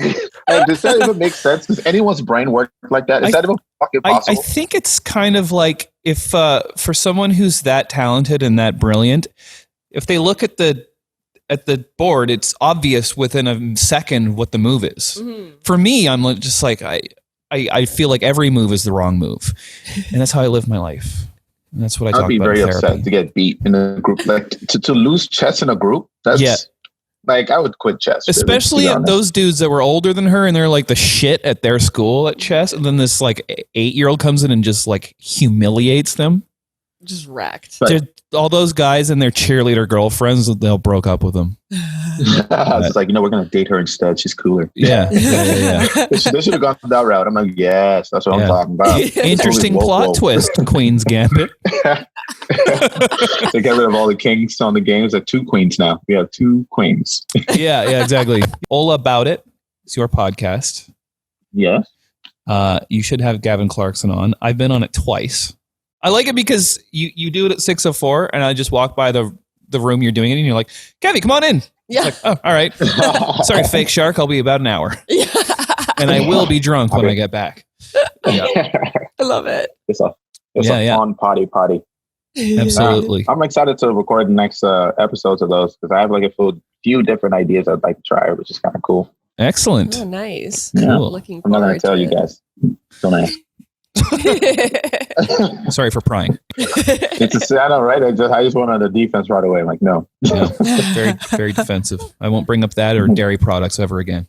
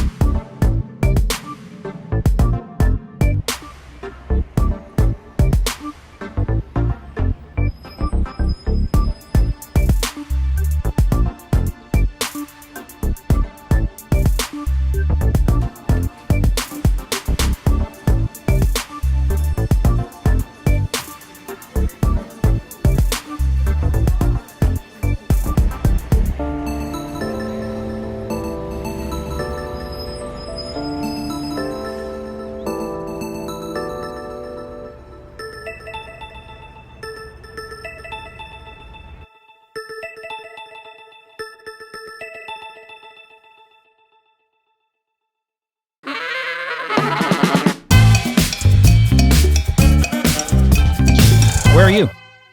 I'm in LA. Okay. Have you been there for a long time? I have. I've been here the whole time. Do you figure you're going to stay? A lot of comedians are moving to Texas right now, which I guess wasn't the best idea. Yeah. I'm not moving to Texas. I guess it's hard when you have a family and you're kind of ingratiated into the community and that kind of thing to just pick up and go. I like it here. I like LA.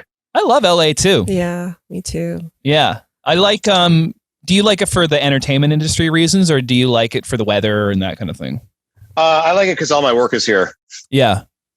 Weather, I'm kind of cool with whatever weather-wise. We lived in London for 3 years, so I really enjoyed that. Oh, wow. Yeah. I actually loved London, England too. Like walking around in just the shops and like the vintage shopping and the music nights and stuff. I thought were like really cool there. Totally. The history, the people are awesome. The history, the tradition, I don't know, just feels different. Yeah. It's exactly opposite from LA. It's very true. Were you like a Beatles guy or anything? Like, does that kind of history? I do like the Beatles. Yeah. And in fact, our son went to school directly across the street from Abbey Road. No way. That's so cool. So yeah, we used to go pick him up from school and pass by Abbey Road every day. So every day you went and picked him up, somebody was recreating that photo. Always. It was like the most dangerous intersection you could ever hope to live next to. Yeah. Oh man. Your son goes to do it. You're like, no, please don't. Yeah, don't do that. We don't do that as Hoppuses. We don't do that. Are you, when you say all your works in LA, it's blank stuff and also writing for other people and producing for other people? Yeah, all the writing stuff is out here. You know, Blink, obviously, the three of us live in LA. It's easy to leave for tour. It's easy to come home from tour. All the stuff is here. All the songwriters and studios and producers and all that. And, you know, all the bands. If you're writing, you come to LA, you go to Nashville or New York. There's only really 3 cities that people are writing in. That's so interesting, just kind of from where you came, and I'm assuming your influences to now being impressed by something like Nashville style writing. Like, is that something that you like the sort of pop country style of writing? I like the fact that once it hits 6 o'clock at night, they're done. Yeah. Like, they're done. 6 p.m. Pack up the guitar. We'll see you tomorrow. No more like cool. all day sessions, and it's like. It's funny, like we're both producers and music and engineers and stuff like that. A lot of sort of like bigger producers, I realized the reason that they did like 12 to 14 hour sessions is because they're just basically avoiding their families. Yeah. Totally. But you like your family, so let's go home at 6. Yeah, my family's cool. I like, and you know, I built a studio in my house, so literally I can like take a break and go upstairs and have lunch with my family or have dinner with my family. And I've actually been able to work during the quarantine. Yeah. Oh, cool. And just send producers sessions, and you know, I track vocals here and track bass and guitar and stuff here, and send the files on to people who know what to do with them. So it's been pretty cool. Oh, I love that. Yeah. Do you prefer your own studio, or do you like to kind of get a change of scenery and like go to other studios? I'm kind of cool with whatever. I like the convenience of working from home, but you know, I'm totally willing to go to other people's studios. It's a little intimidating when you walk into a session, as you know, with like a bunch of people you've never met before, and you're in a different studio. You're like, all right, let's write some songs. Yeah, definitely. I know, especially since in those situations, the emphasis is like a hit. Yeah. It's like crazy pressure. Yeah. Yeah, I've never met you before, but let's write a song about your deepest, darkest fears and the hardest stuff you've ever gone through. And you're like, well, bare your soul to me, and let's write something that relates to other people. Do you feel like songs and lyrics need to make sense? Like, do you feel like... No. Okay. I love Not that. at all. Good. Yeah. So much pressure off. Sometimes they do. You know, some people want a story and some people want a thing. And then other times I just write a bunch of words that sound cool to me or seem to flow together. And then literally a year later or 6 months later, I'll look back at a song and I'll go, oh, that's what I was writing about. Okay. Yeah. I didn't find realize out later. At the time. Yeah, I didn't realize what I was saying at the time, but now it all makes sense. I love that. It's like a subconscious thing. It's interesting. Like, do you ever listen to Song Exploder? No, I've never heard of it. Oh, I think you'd really like it. It's just I'm surprised you haven't been on it yet. It's a thing where it's a podcast where they'll have on, like they had Rivers Cuomo on, and they chose a Weezer song, and they have the multi-track, so they'll solo each part, and he'll describe how he made it. And that's cool. Yeah, and he was saying at a certain point it was hard for him to get motivated to write new songs in his style, and so he adopted this new style where anytime he thinks of a lyric, he'll put it in an Excel document based on syllables, and then he'll be like, this would be a good first line, and this would be a good ending line. This is a pre-chorus line, and then he's like, then I'll go listen to 50s music and just like rip off a chord progression and then like Weezerfy it. So I'll just do it on power chords. Then I'll just start trying the lyrics over it, and then it's interesting because other guys in my band were like, that's lame, and I was like, that's brilliant. Yeah. No, it's pretty smart. Yeah. But that's him. You know, we've toured with Weezer before, and I've talked to him about songwriting and things like that, and he's very much like analytical about it. It's like, you know, it is like it's like a puzzle or a math problem for him. Whereas for me, I just like to go in and hey, what sounds cool? You know? Yeah. Yeah. Do you remember the first time you worked with like a big producer? Were you like, how did I get here? Yeah, well, Blink had some success with Mark Trombino on Dude Ranch. Dude Ranch has gone gold. We've gotten played on the radio. And then we were put in a studio with Jerry Finn, who had, worked with Rancid and had mixed Dookie, Green Day's Dookie, and had done all these amazing bands. And so we were really stoked to get in the studio with him. We recorded a song. We had a song written. We went in, tracked the drums. I was going to do bass next. So I played bass over the scratch guitar and the drums. And I did a take. And the engineer turns to Jerry and he says, "Do you think he's a little ahead?" And Jerry goes, "A little ahead." He lapped his entire band. Oh, ouch. Oh, no. And I was like, oh, okay, well, I'll try harder next time. Oh, my God. And then Jerry became one of my best friends and, that's good. Produced many albums from Blink-182 and was at my wedding and, became a really lifelong friend. That definitely would have unfortunate passing. That would have devastated me in the studio just because you want so badly to impress that person, Totally, so it's the only one you want to impress, really, and they tease you that way. Yeah, I guess it takes the heat off a little bit, though. Hey, like then you're like, okay. Yeah, that's just how Jerry is, though. Like he's so smart and he's so, I don't know, quick-witted and just like if you give him 5 syllables, he can wreck your whole day.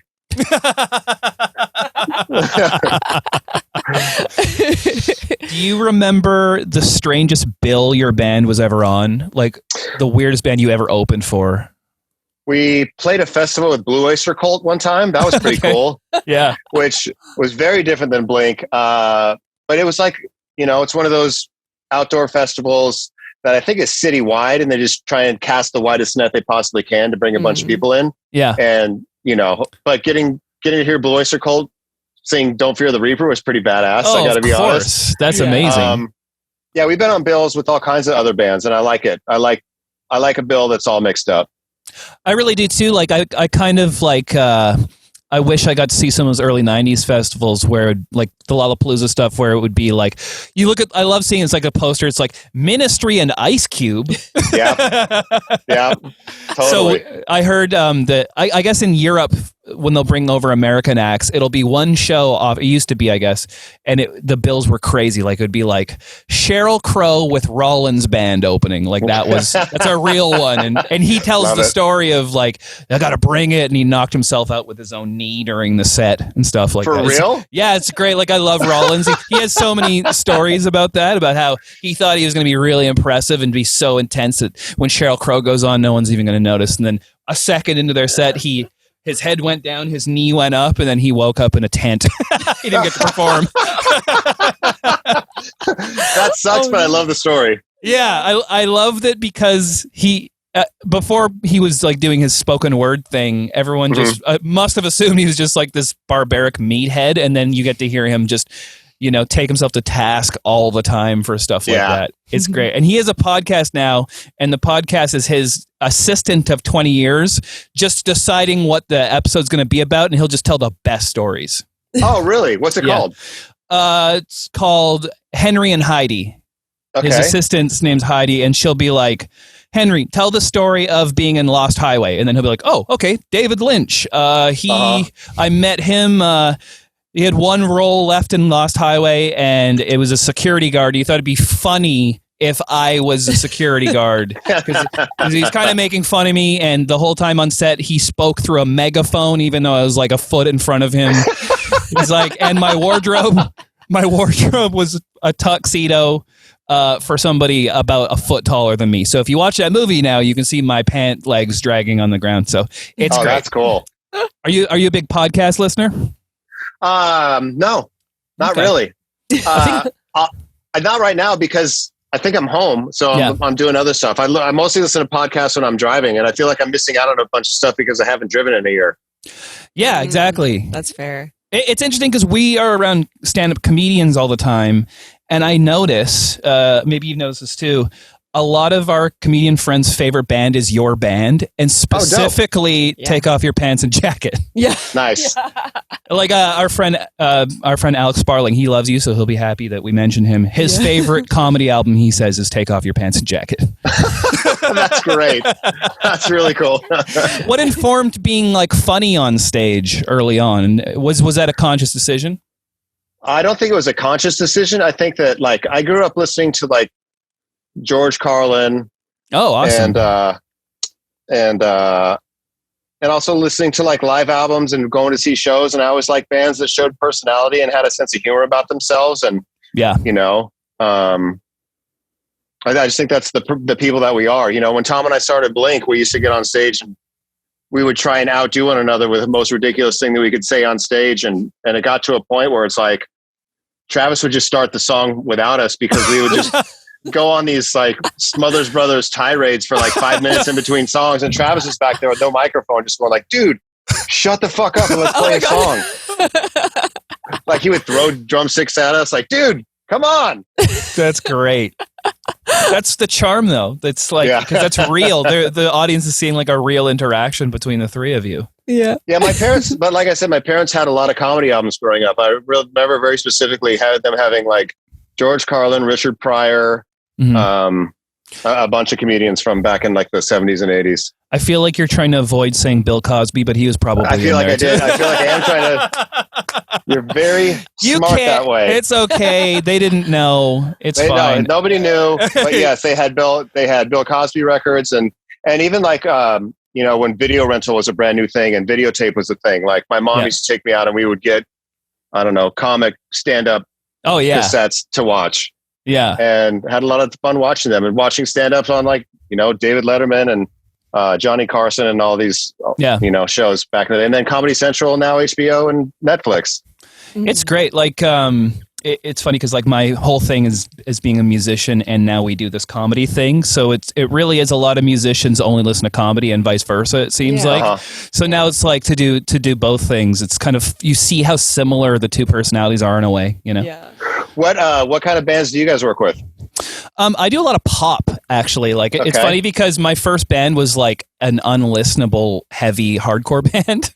Okay. It's funny actually, your friend John Feldman like was talking to us at a certain point. And, yeah. And then now I kind of moved over to like kind of like Daft Punky kind of stuff, and then I write with pop singers and stuff. And I think you're sort of similar, right, Alexi? Yeah, and I did a lot more like full, like I guess more like rock sort of, but I've taken like a full musical hiatus to like work on comedy stuff, so like podcasts and like content and like that. But we'll be getting back soon. I'm building my own studio in my own place. That's cool. Yeah. What interfaces are you using? Well, at my last studio we had like Apollo. And then like a lot of UAD. I'm using a Steinberg UR22 right now, and it's just like a 2 input thing. And I'm like, what can I do with this? With 2 inputs? Acoustic demos. Right now we're using like to record this, we're using a Focusrite Scarlett, which is like an 8 input one. And that, I mean, it is. We're also spoiled because we're right now in our record label, 604 Records, which has the SSL console that Bon Jovi Slippery When Wet was recorded on. So tomorrow my band Fake Shark is in, and we're using that.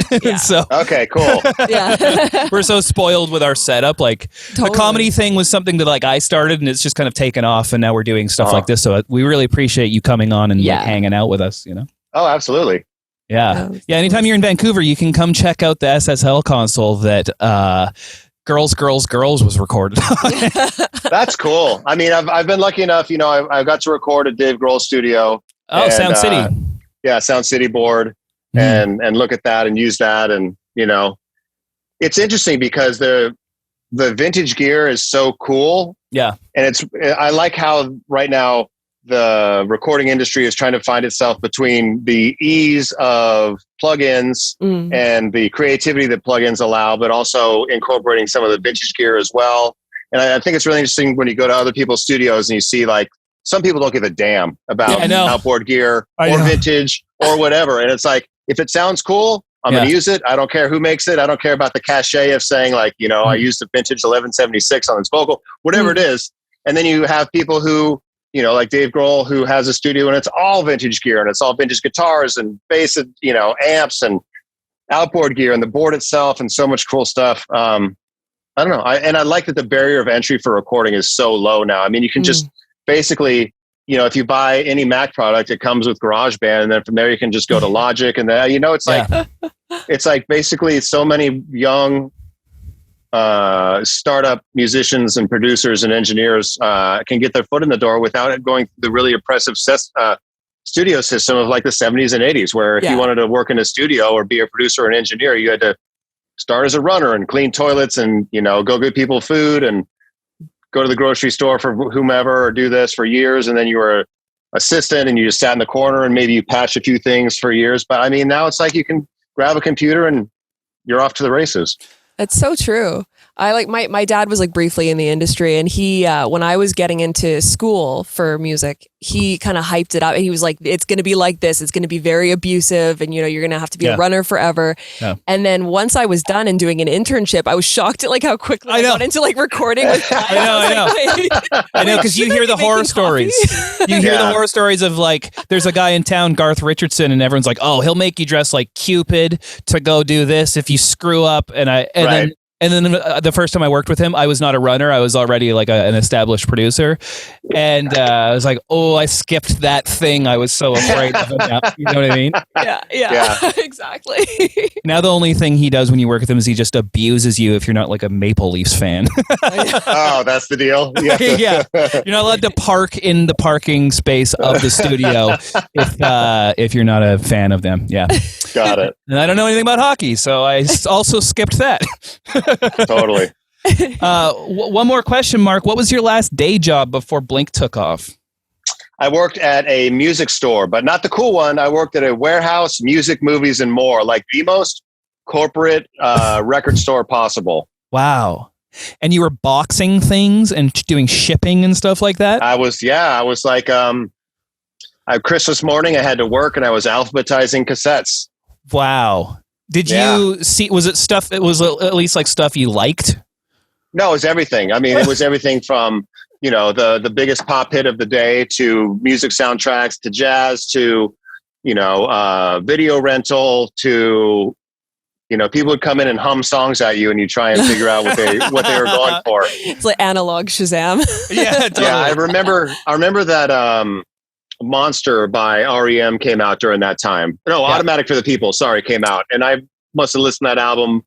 I mean, it's a great album, but still I probably heard it 1,000 times because it just got played over and over and over. And a new Madonna would come out and the same thing. And a new, whatever the Prince. top 40 hit was, Prince would come on.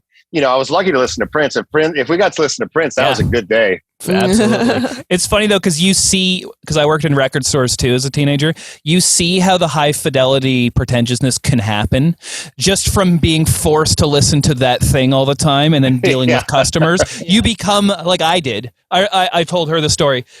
When I worked there, I remember this mom came in and bless her soul, I don't know why I went so hard on her. I think I was like an angry 21-year-old. But she came in and she was like, do you have Evanescence? And I was like, oh, great, you confused two shitty artists. I just threw the Evanescence CD at her. And I was like, anyway, Block Party, Silent Alarm, blah, blah, blah. And then nice. I don't know why, I like Eminem. I don't know why I said that. I was just angry, Right. It just brings it out in you. Yeah. Oh, definitely. Yeah. Cool. Well, thank you so much for coming on, Mark. It was really nice to meet you. Yeah, nice talking with you both. Yeah. Hope you have a good day, and your studio looks beautiful. I think I see a Pro Tools display right behind you. A Pro Tools display? Is that what that is? No, which one? It looks to the direction you just looked at. It looks like a projection of something. Oh no, it's just lamps and stuff back there. This whole time I'm like, cool display. Yeah. No, this is my actual studio part. Oh, cool. Oh, beautiful. I got a vintage 1176. That's cool. We have next door? It's so funny. What? We have your signature bass just in the studio, and this band on the label, Mariana's Trench, are like, this is the best recording bass there is. That's fantastic. An electronic artist named Tycho. I don't know. Have you ever heard of Tycho? Yeah. When he tours, or at least when he did tour, he played a Mark Hoppus bass. And I'm like, well, and I contacted him, like, how do you even have one of my basses? Why would you, a really, cerebral EDM artist almost, use a Mark Hoppus bass. He's like, I just love the way it sounds. Yeah, So I've used it on a bunch of things. It's weird. The go-to before was I had this weird $150 Dan Electro, and it had very little bottom end, but it sounded so cool if you clipped it like through an API or something. Yeah, and the Mark Hoppus bass replaced it for me as the go-to. It's amazing. Oh, that's awesome. It's you so know funny. what? I didn't even think about that. To Jerry Finn. Yeah. Jerry Finn and I were in the studio, and I was like, I really like the way this bass sounds, but I like this part of this bass, and I like this thing, and blah, blah, blah. And we started talking, and I was like, well, let's just build one. And so we contacted Fender. We contacted Fender, and my contacted Fender, his name's Alex, was super cool, and he's like, yes, we will make you that bass. So, wow. Cool. Yeah, really stoked. Oh, I love that. I can't believe I didn't think about that heading into this interview. I literally used it yesterday. It's so funny. That's awesome. I'm glad you like it. Yeah, I love it. Cool. All right, Mark. Cool. Thank you so much, Yeah, man. Thanks. Have a good one. Nice talking with you both. Yeah, nice to meet you. Bye. Bye. Bye.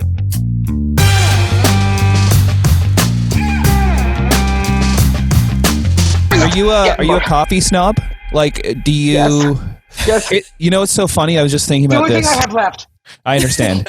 I purposely only drank Starbucks so that I don't get to the next level of being a coffee snob, because I want to keep my taste level kind of middle of the road, just to make it easy on myself, because I drink swear to coffee God. every day. Yeah. I have to tell you, I think that's probably a very good idea, because I'm literally at the point now where, like, you know, on the road or something, and then we'll have Starbucks, and I'll be like, I don't want Starbucks. I don't want to go there. And like, you know what I mean? Like, no, I'm at the point where like every cup of coffee I have, like, it's like $5.50. I mean, what am I doing? What am I doing? So I'm out of control. Have you treated the pandemic mostly like are you mostly staying in because are you really worried about getting it? And by the way, this is coming from someone who got it in Arizona a few months ago. Did you? Yeah. Oh, fuck. Okay. Yeah. But you're fine. I'm okay. Yeah. I mean, it's funny. Like friends of mine who are like, well, you got it and you're fine. I mean, it's not that bad, right? It's like, well, I don't know. I'm okay, but I'm also someone who like, runs and stuff like that. Yeah. It's like, I wouldn't say it would be okay for everybody, and there's different strains and stuff like that. But I still don't have my smell back 100%, which is weird. Seriously? Yeah, and I couldn't taste anything for nearly a month, and that was the worst part. That is the worst part. That's, I've actually heard the same thing, that the smell and the taste is heartbreaking. You don't realize it, and then you're all be like, just two of your senses now gone. Like in the depths of it, I was on the Reddit forums just reading the most crushing stories where people were like, it's been 10 months, I'm feeling suicidal. And I was kind of like, I get it.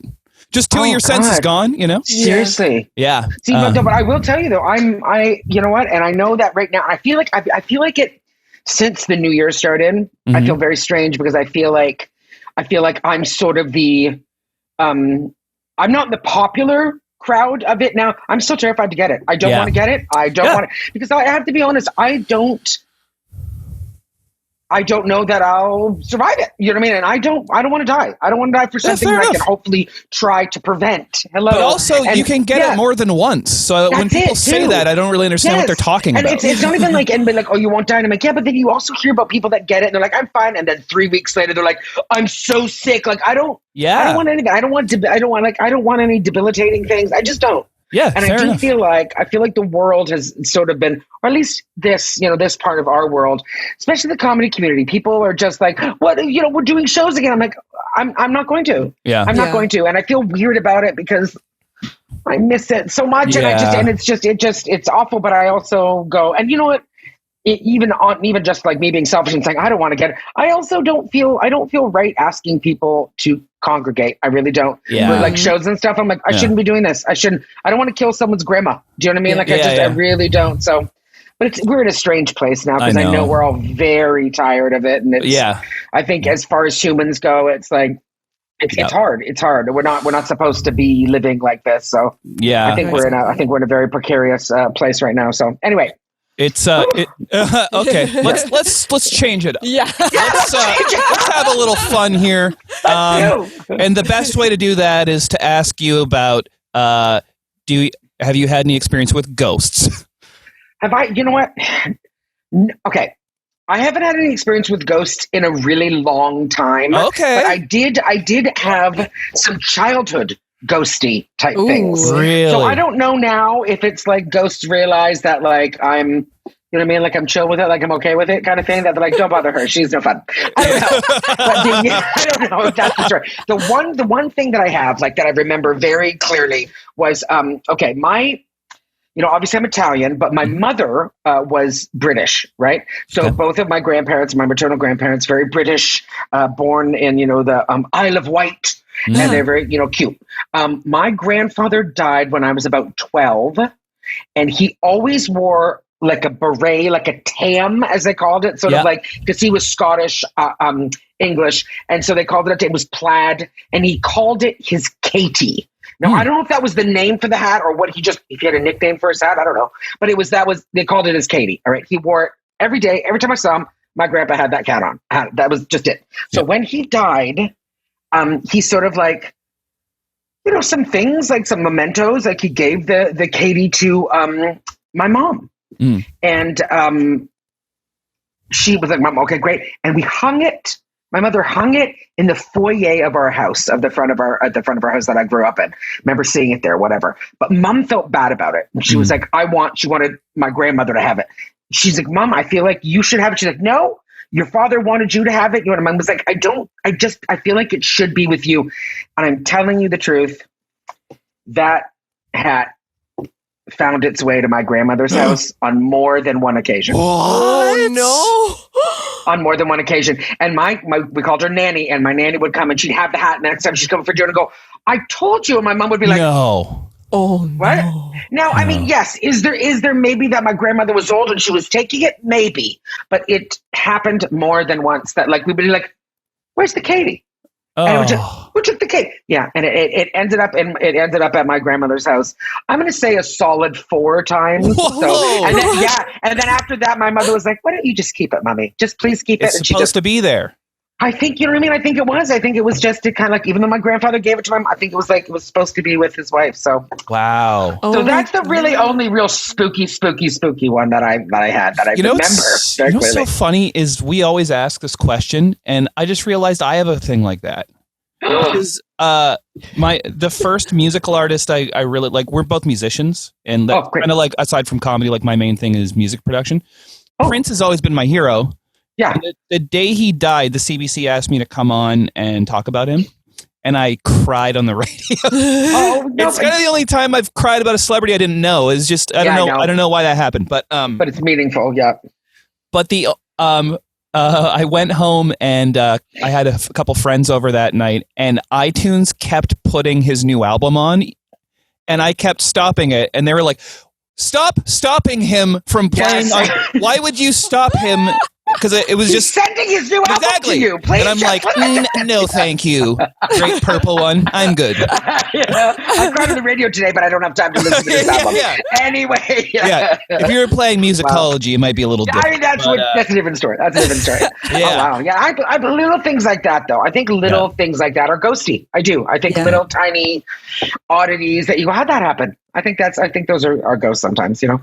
Wow. Alexi, do you have ghost stories?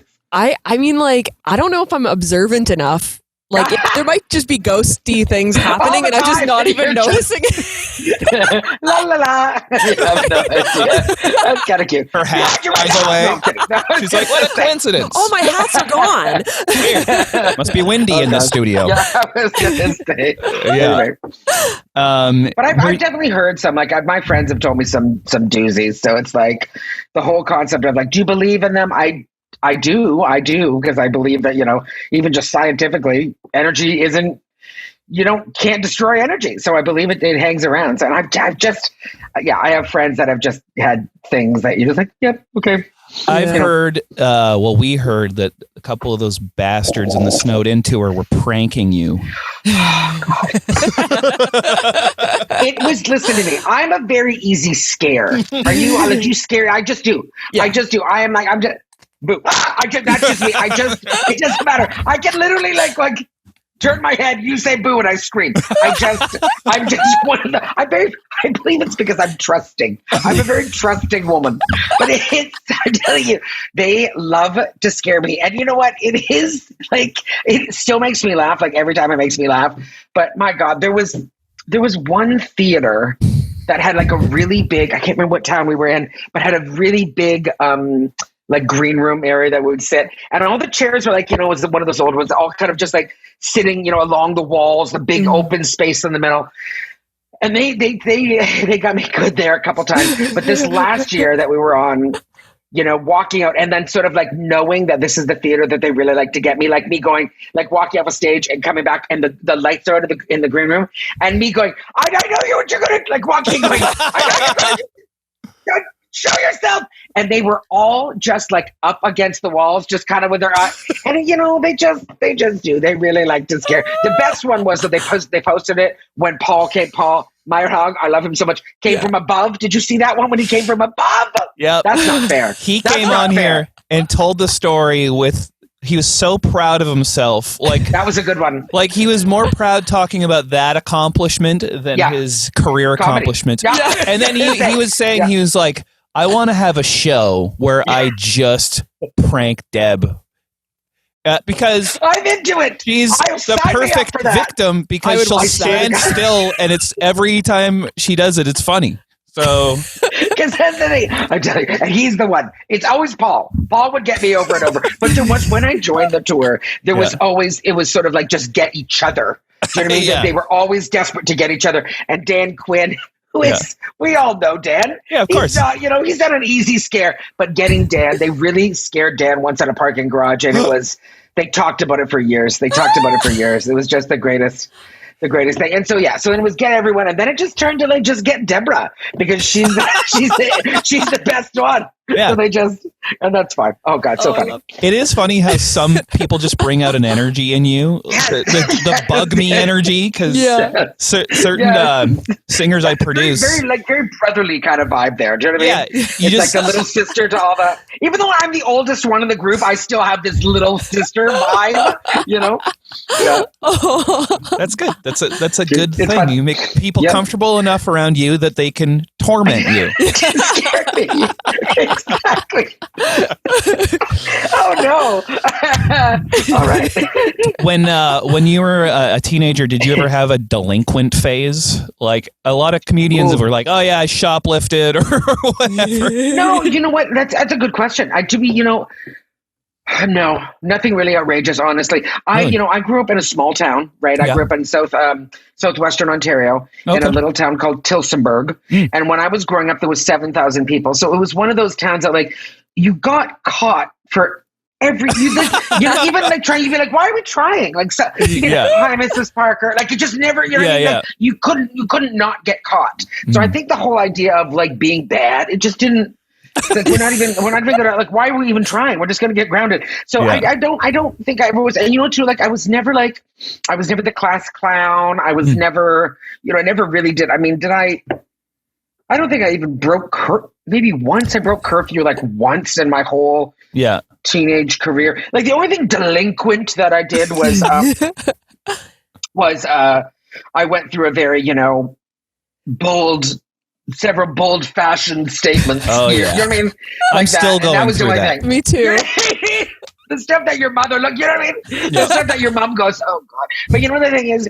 I hats off to my mom because because my parents were quite strict, very religious and quite strict. So it was like, you'd think that it would really bother, but my mother always just used to go and say, one day you'll look at these pictures and laugh. Yeah. And I'm like, oh, okay. You'll be so embarrassed when you look at these pictures. So that was it. So they, she let me wear, God, I want to know what the outfits were. You know what I mean? Like my grandmother's nightgown to school. Like she let me do that. Really? She'd be like, okay. With, with army boots and the grandmother's nightgown. I'd be like, what? I mean, that's. You're like, I'm going through my Courtney Love phase. Just let me do it. It sounds cool. So that was, you know what I mean? It was. I'm not going to lie. I peaked in high school. Fashion-wise, I peaked in high school. Oh. But that was the only sort of delinquent. We drank early, small towns, you did. So that was, but it wasn't really like, it's funny because it's like, I did. We drank on the regular by the time I was 14, but it was never like, it was always kind of like we still kept our curfew, and it was never got brought home by the cops or nothing like that. It was never really got into any trouble except for drinking underage, but everyone did, sort of thing. It was just Whatever. Yeah, as long as you could sneak it, take a mouthful of peanut butter. Do you remember that when you would try that? Oh, that's the a peanut good butter move. takes the smell away. So then you walk in smelling like peanut butter. Like that's abnormal. Those poor people with nut allergies just couldn't do that. Poor Graham Clark. He could never fool his parents that way. I forgot about that. Yeah. God bless him. Graham Clark also he told me he doesn't carry an EpiPen, so he may not look like a badass, but dangerous man. He is a dangerous man. Whoa, he really is. Or he's very sad and he needs help. We should reach out to him. Let's text him. Yeah. Let's send him an EpiPen. Yeah, exactly. Maybe I'll just start bringing one when I hang out with him. Just in case. You know what? Not a bad idea, actually. Just in case. And if he's having a problem as I'm hitting him with EpiPen, I'll just, I got you. Yeah, I got you. I got you. All right, Deb, one more question, and then we'll let you get back to your coffee. Have you ever had a dream about somebody and then woke up mad at them in real life? Yes. Yes. I have to say, you know what? I dream a lot. I'm a real dreamer. Because as I'm sorry that I'm going to tell you this, kids, but as you get older, you don't sleep through the night anymore. It's awful. You just don't. We couldn't sleep last night. Oh, you just get up and you're like, it's awful, you know. So that I find, but I do find though, like sort of the first stretch of sleep, I don't dream. But then once I'm up, then I kind of go back down for 2 hours, get up again, go back down for 2 hours. That's when I really start to dream. Okay. And I have. It's funny too because it's often my twin sister. I have a twin sister, and it's often her that I'm fueling my rage into. The other day, I had a dream. I'm not kidding. I had a dream where I was holding her face and just and punching her in the face. Do you know what I mean? Like a hockey punch. Like holding them and just drilling her in the face. I was like, what the fuck? What did she do? What am I? So I often wake up mad at her. Yeah. She's the nicest woman in the world. I have no beef against her, but maybe I do. Maybe I do. My dreams are telling me otherwise. But I definitely do. I definitely wake up and go mad or or sad or weird or something. I mean, have you ever had dreams where, like, I've had dreams where I've had to like wake up and call people. I have to, I'm serious. Like, where I had a dream years ago. Yeah. Where like everyone, like a lot of people in my life died. Like I had to call my mom, my friend Niall Sagan. Do you know Niall Sagan in Toronto? I had to call Niall and be like, Niall, because I had a dream that Niall died. You have premonition, you felt like? I know. Yeah. I should check in. Check in with him and Graham Clark after this. Graham Clark, both of them. Yep. We should all check in on Graham Clark. Yeah, everybody. Yeah. What were you going to say, Lexi? I had a dream like in high school about like someone falling off a building, and I had to call my boyfriend at the time, and I still remember it. Yeah. And then it sparked this whole fear of heights afterwards. I wasn't afraid of heights until that dream, and then after that, I'm like, nope. Yeah. See, isn't that weird? I mean, it's not weird, though. That makes sense to me, though. That really does. Yeah. Because there's something in your psyche that's like, ooh. Yeah. Oh God. Yeah. Yeah. I'm a big dreamer. I dream quite a bit. All right, Deb. Well, thank you so much for taking the time with us today. Thank you. Are you kidding me? My pleasure. Very nice to finally meet you. Finally, I know how it feels weird. You know when you kind of go along and you're like, and we've never met. How's that possible? I know, especially since I'm in LA half the time. It is I know, weird. and you're West Coast most of the time. Yeah. Well, next time you're in LA and we're allowed to have a cup of coffee, we'll have a cup of coffee. Let's do it. You take me to a place with good coffee. No, I won't. I was just thinking, I'll get him a good one. I was like, no. We'll go to Coffee Town. Okay. Yes, we'll go. Okay, thanks, Deb. Bye. Thank you so much. Take care of yourself. Have a great Sunday. Thank you, too.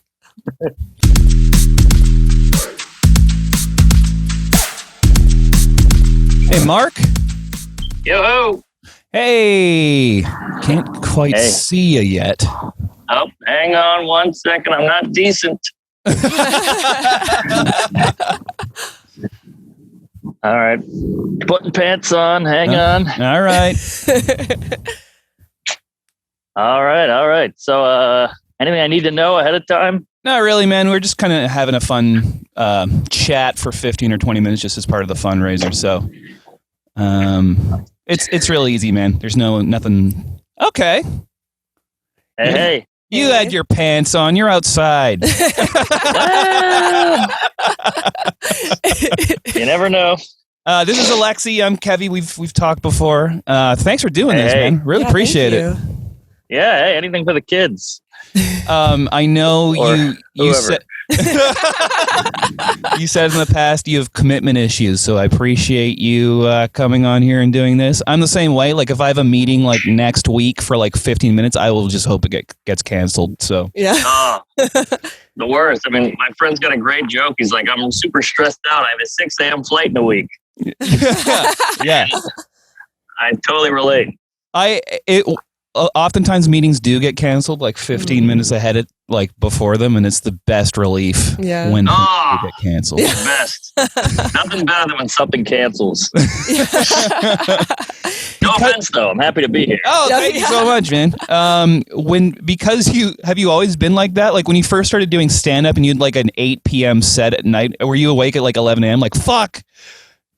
Well, a set is different because that's fun and you get to work on material and tell jokes. But, a flight or a meeting or anything like that is a nightmare. Yeah. What stresses you out about a flight? For me, it's security. It's not that I'm going to get in trouble. I just hate the process of dumping all my stuff on the conveyor belt and taking my belt off and all that stuff. Yeah. I hate it. I hate it too. I'm with you. But to me, it's you can't relax. You're like, all right, what gate am I at? How's the time? Do I miss the boarding? What number am I? What zone am I? Then you get on the plane. Do I have bag space? Do I not? Am I sitting next to a fat guy? There's so many like elements that you have to constantly worry about. And that's the part that kills me. Oh, totally. I feel like it's something that like, it's not even my own anxieties. It's like built in from your parents. Yeah. Freaking you out. Like, oh, you have an 11 a.m. flight. Yeah. You better be ready at 6. Like, same. And I'm also hyper vigilant. So if I'm on the flight and I'm in the aisle and someone's sitting next to me in the window seat, the whole flight, I'm like, are they going to have to go to the bathroom? Fuck this. Yes. Same. We're both considerate to a fault. Like if someone's in the middle seat, I just give them the armrest or give her the. Yes. I worry about them the whole time. But if I'm in the middle seat, people are stabbing me with elbows all day. I know. And if someone reclines their seat right in my fucking face, I just allow it. I just let people treat me like shit all the time in that way. Now, wait a minute. What is the reclining the seat etiquette? Because I assume if it reclines, you're allowed to recline it. What is that bad?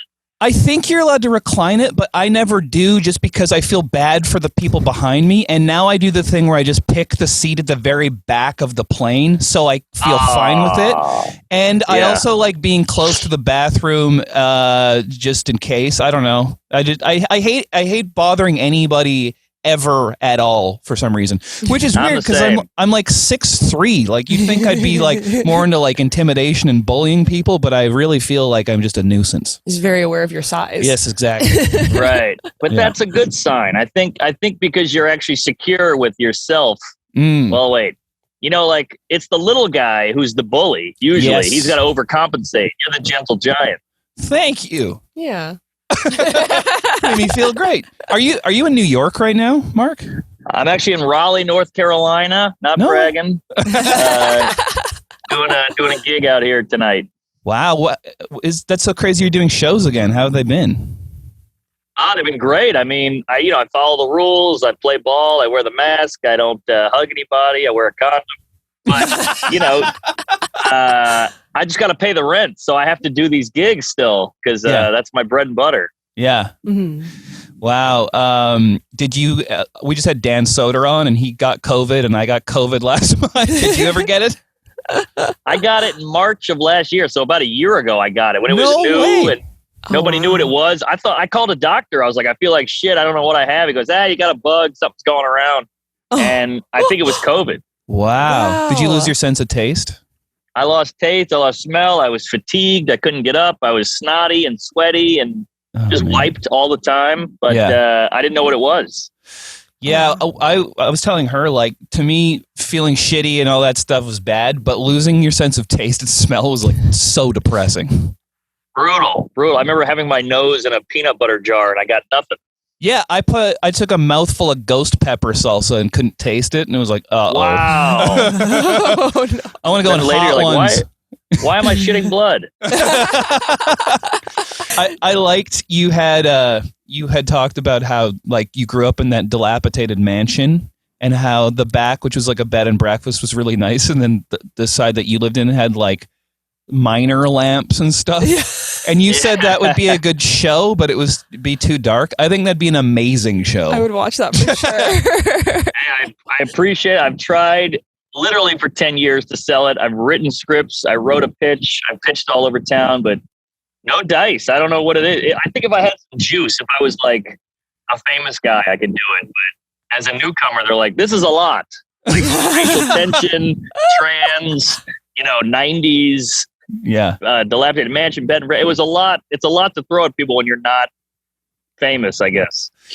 But it's so crazy because you've been a name for so long. It's just hard for. I think also those networks are just afraid of any new ideas. Yes, I agree. They're all a bunch of cowards and they're scared of anything new. But if let's say I put the show on you, let's say I shot it myself, paid for it, put it on YouTube, and it was a huge hit, then they'd buy it. So they're just nervous. They're business people at the end of the day. It's not about the art. Yeah, every meeting I go to, they go, "You're a comedian? I love George Carlin. I love Richard Pryor." I'm like, you would never book Richard Pryor if he came out today. He's filthy. He's irreverent. He's saying all the N-word, all this shit. Like, you would never book Carlin, an old white guy talking about pussy farts. What are you kidding? I like how every interview you do, queefing comes up somehow, which it just did. Yeah. Yes. Well, I think it's maybe the funniest single word. I'm always trying to boil comedy down to its quickest version. You do interviews and shows, and you want to be quick, funny, quick. And queef to me seems like the winner of the one-word laugh. It is really funny, and when you busted that out on that Good Morning Cleveland show, it was like you dunked on her. That was so good. Like it just totally changed the pace. Thanks. Yeah, she didn't see that coming. That was fun. It's technically still clean. I think it's still TV okay. They haven't gotten to queef yet. That's hilarious. Oh, That's like how that. Dave Chappelle said. He's like, skeet. No one knows what this means yet. Right. What happened after that interview? Yeah, did you get a bump on the social media and stuff? That's the weirdest thing. I've done 4 Tonight shows, 8 Conans, all this shit. Nobody cares. I did that one rinky-dink Cleveland morning show at 8 a.m. hungover. Yeah. The whole thing took, 4 minutes, and it was the biggest pop I've had in anything I've done. If you watch it though, it's so rewatchable and it's so shareable because you just were so with it with so many jokes. It was crazy. Like when she's like, "Well, you're young," and you're like, "Black don't crack." It's like you're already still laughing from the thing that was just said that I would have to pause and be like, "No, you missed it. This is my favorite line of this whole interview. You got to hear this part." I appreciate it. That's very nice. But the funny thing is the whole motivation behind that was anger. I was like, this is my 4th one of these today. Yeah. Nobody sees this shit. It's a waste of time. So I'm just saying anything I can just to not kill myself. And so I'm basically just trying to amuse myself. And, that's the crazy thing about the internet. You never know what's going to take. Yeah. Yeah, and I love how you could hear the crew laughing right away. Yeah. That's got to feel good when you're doing that interview. And that interviewer, she's pretty cool. Bobby Lee went on there and just basically molested her, and she was just fine with it. Yeah, she gets it. She after the cameras went off, she's like, "That was great, good job." Good. And I was like, "Oh, I thought you hated me." I know it's kind of hard to tell. I was like, as soon as the camera shut off, was she just get the fuck out? I know, but I kind of feel like you have a charm and a likability that you can just get away with anything. Yeah, totally. I appreciate it, but she's a pro. She acts a little stuffy. Oh God, how could you? But she gets it. She's totally playing the straight person, and it's a beautiful thing. And I wish more people in TV were that talented, but. Totally. On morning TV, you're not going to get a lot of raw talent. Totally. I heard this old. I don't know if you ever listened to Loveline when you were younger, but Adam Carolla, when he hosted it, was really funny, and he was talking about how he was a bedwetter almost till he was 30. And he told this story about how he was having a dream that he was a Roman gladiator and he was about to fight someone, but he had to pee, and so he was trying to take all his stuff off, his armor, his chainmail, and everything. And then he woke up and he peed all over his girlfriend. And I'm just wondering if you ever had any encounters with that, or if you kind of solved it by the time you were sharing a bed with people. I probably stopped wetting the bed at about 13, so I was pretty late. But the thing is, you start drinking heavily at 16, 17. And then when the booze kicked in again, like the blackout nights, that's when I would pee on girlfriends or one-night stands. I mean, I peed on more kids than R. Kelly. When I was a kid. Yeah. We figured. Man. Well, it was definitely the most crazy interview we've done so far. I love it. No, I love it. We were looking forward to this, dude. Like, it's so funny. Like, we've been interviewing kind of like, a lot of seller comics and stuff, and it's always the easiest, funnest interview because, like, I prepared a bunch of questions, but we probably didn't even need to do them. You know what I mean? Like, you're just so good at this. So thanks for coming on. Oh, yeah.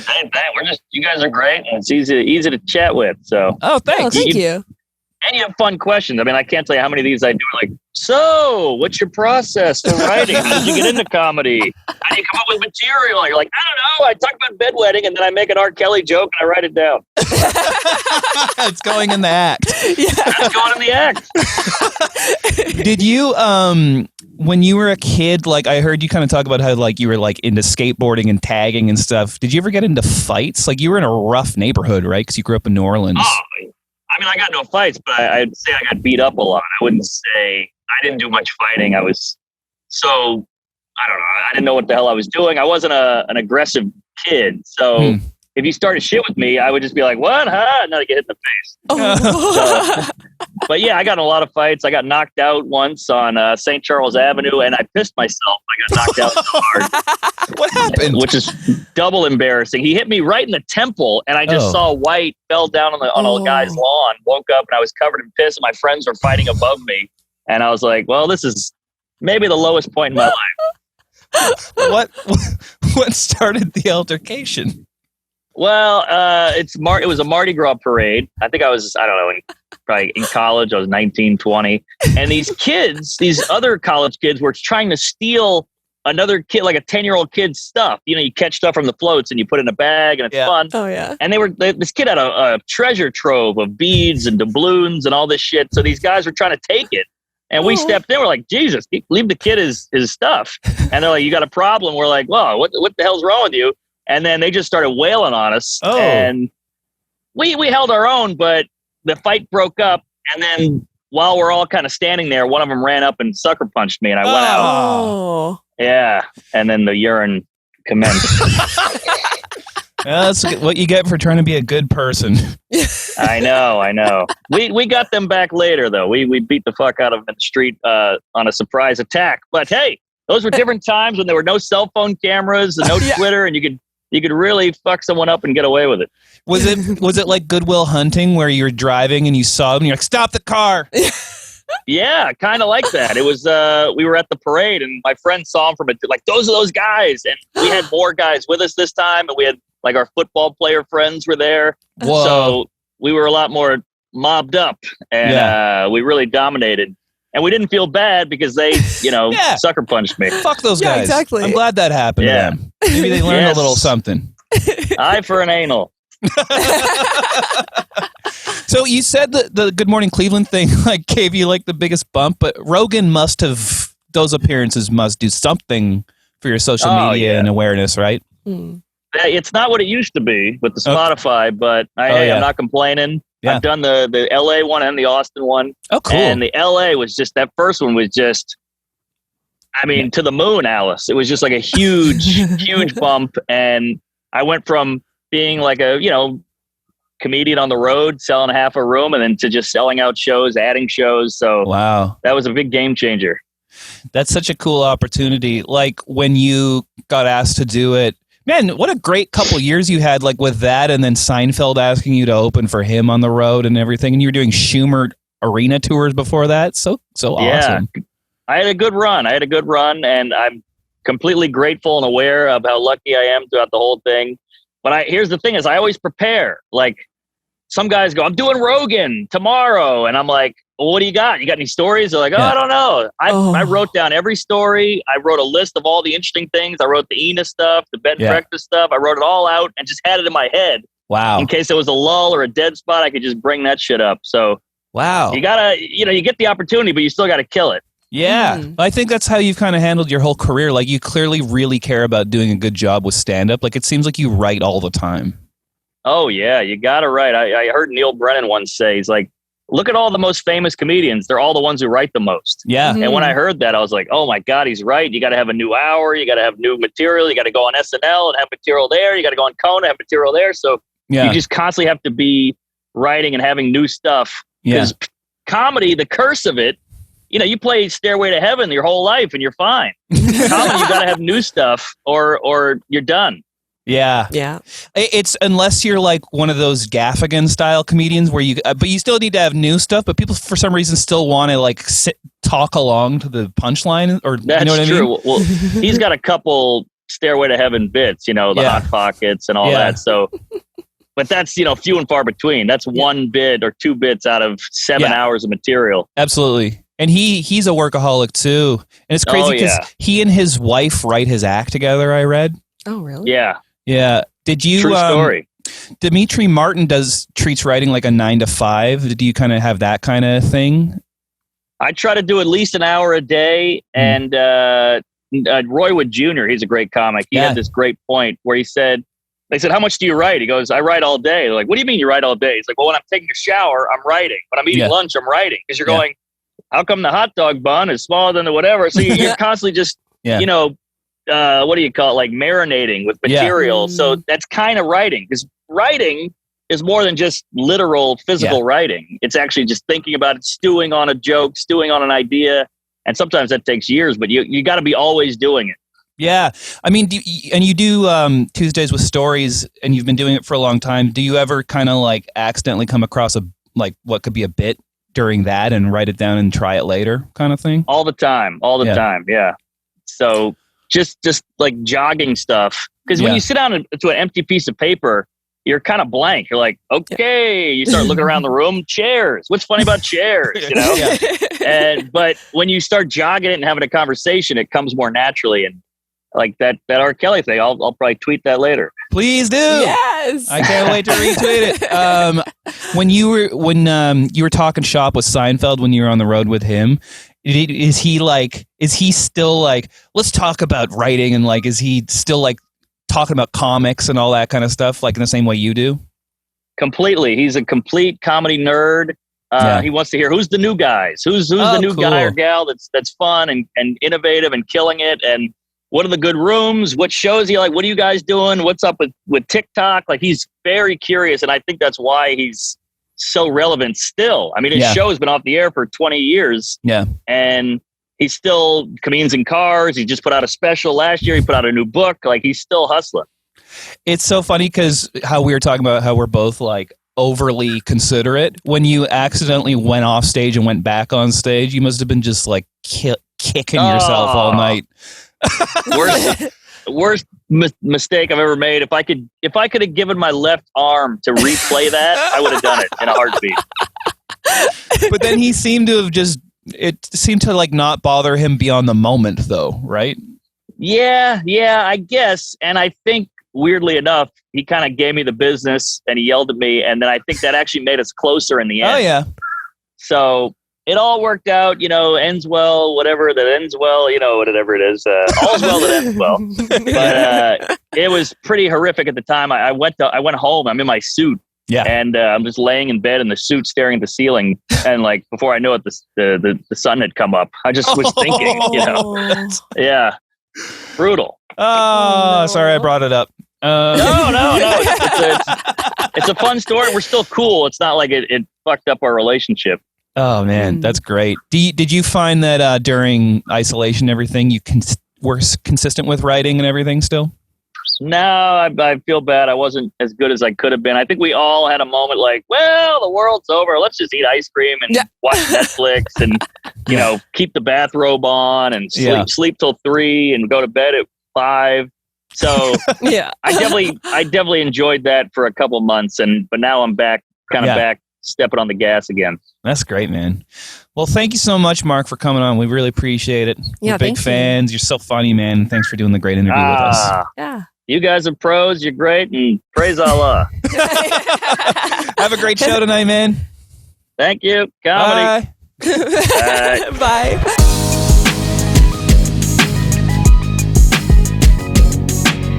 What a day. So many amazing people. Sure, Mark Hoppus is really famous and successful, but does he have a contentious Juno nomination? I don't think so. So tune in tomorrow, same time, same place, for more wonderful and hilarious people with amazing stories and comedy, including, get this, Will Arnett and Neil Brennan. Thank you for watching. We'll see you tomorrow. And of course, thank you for your donations.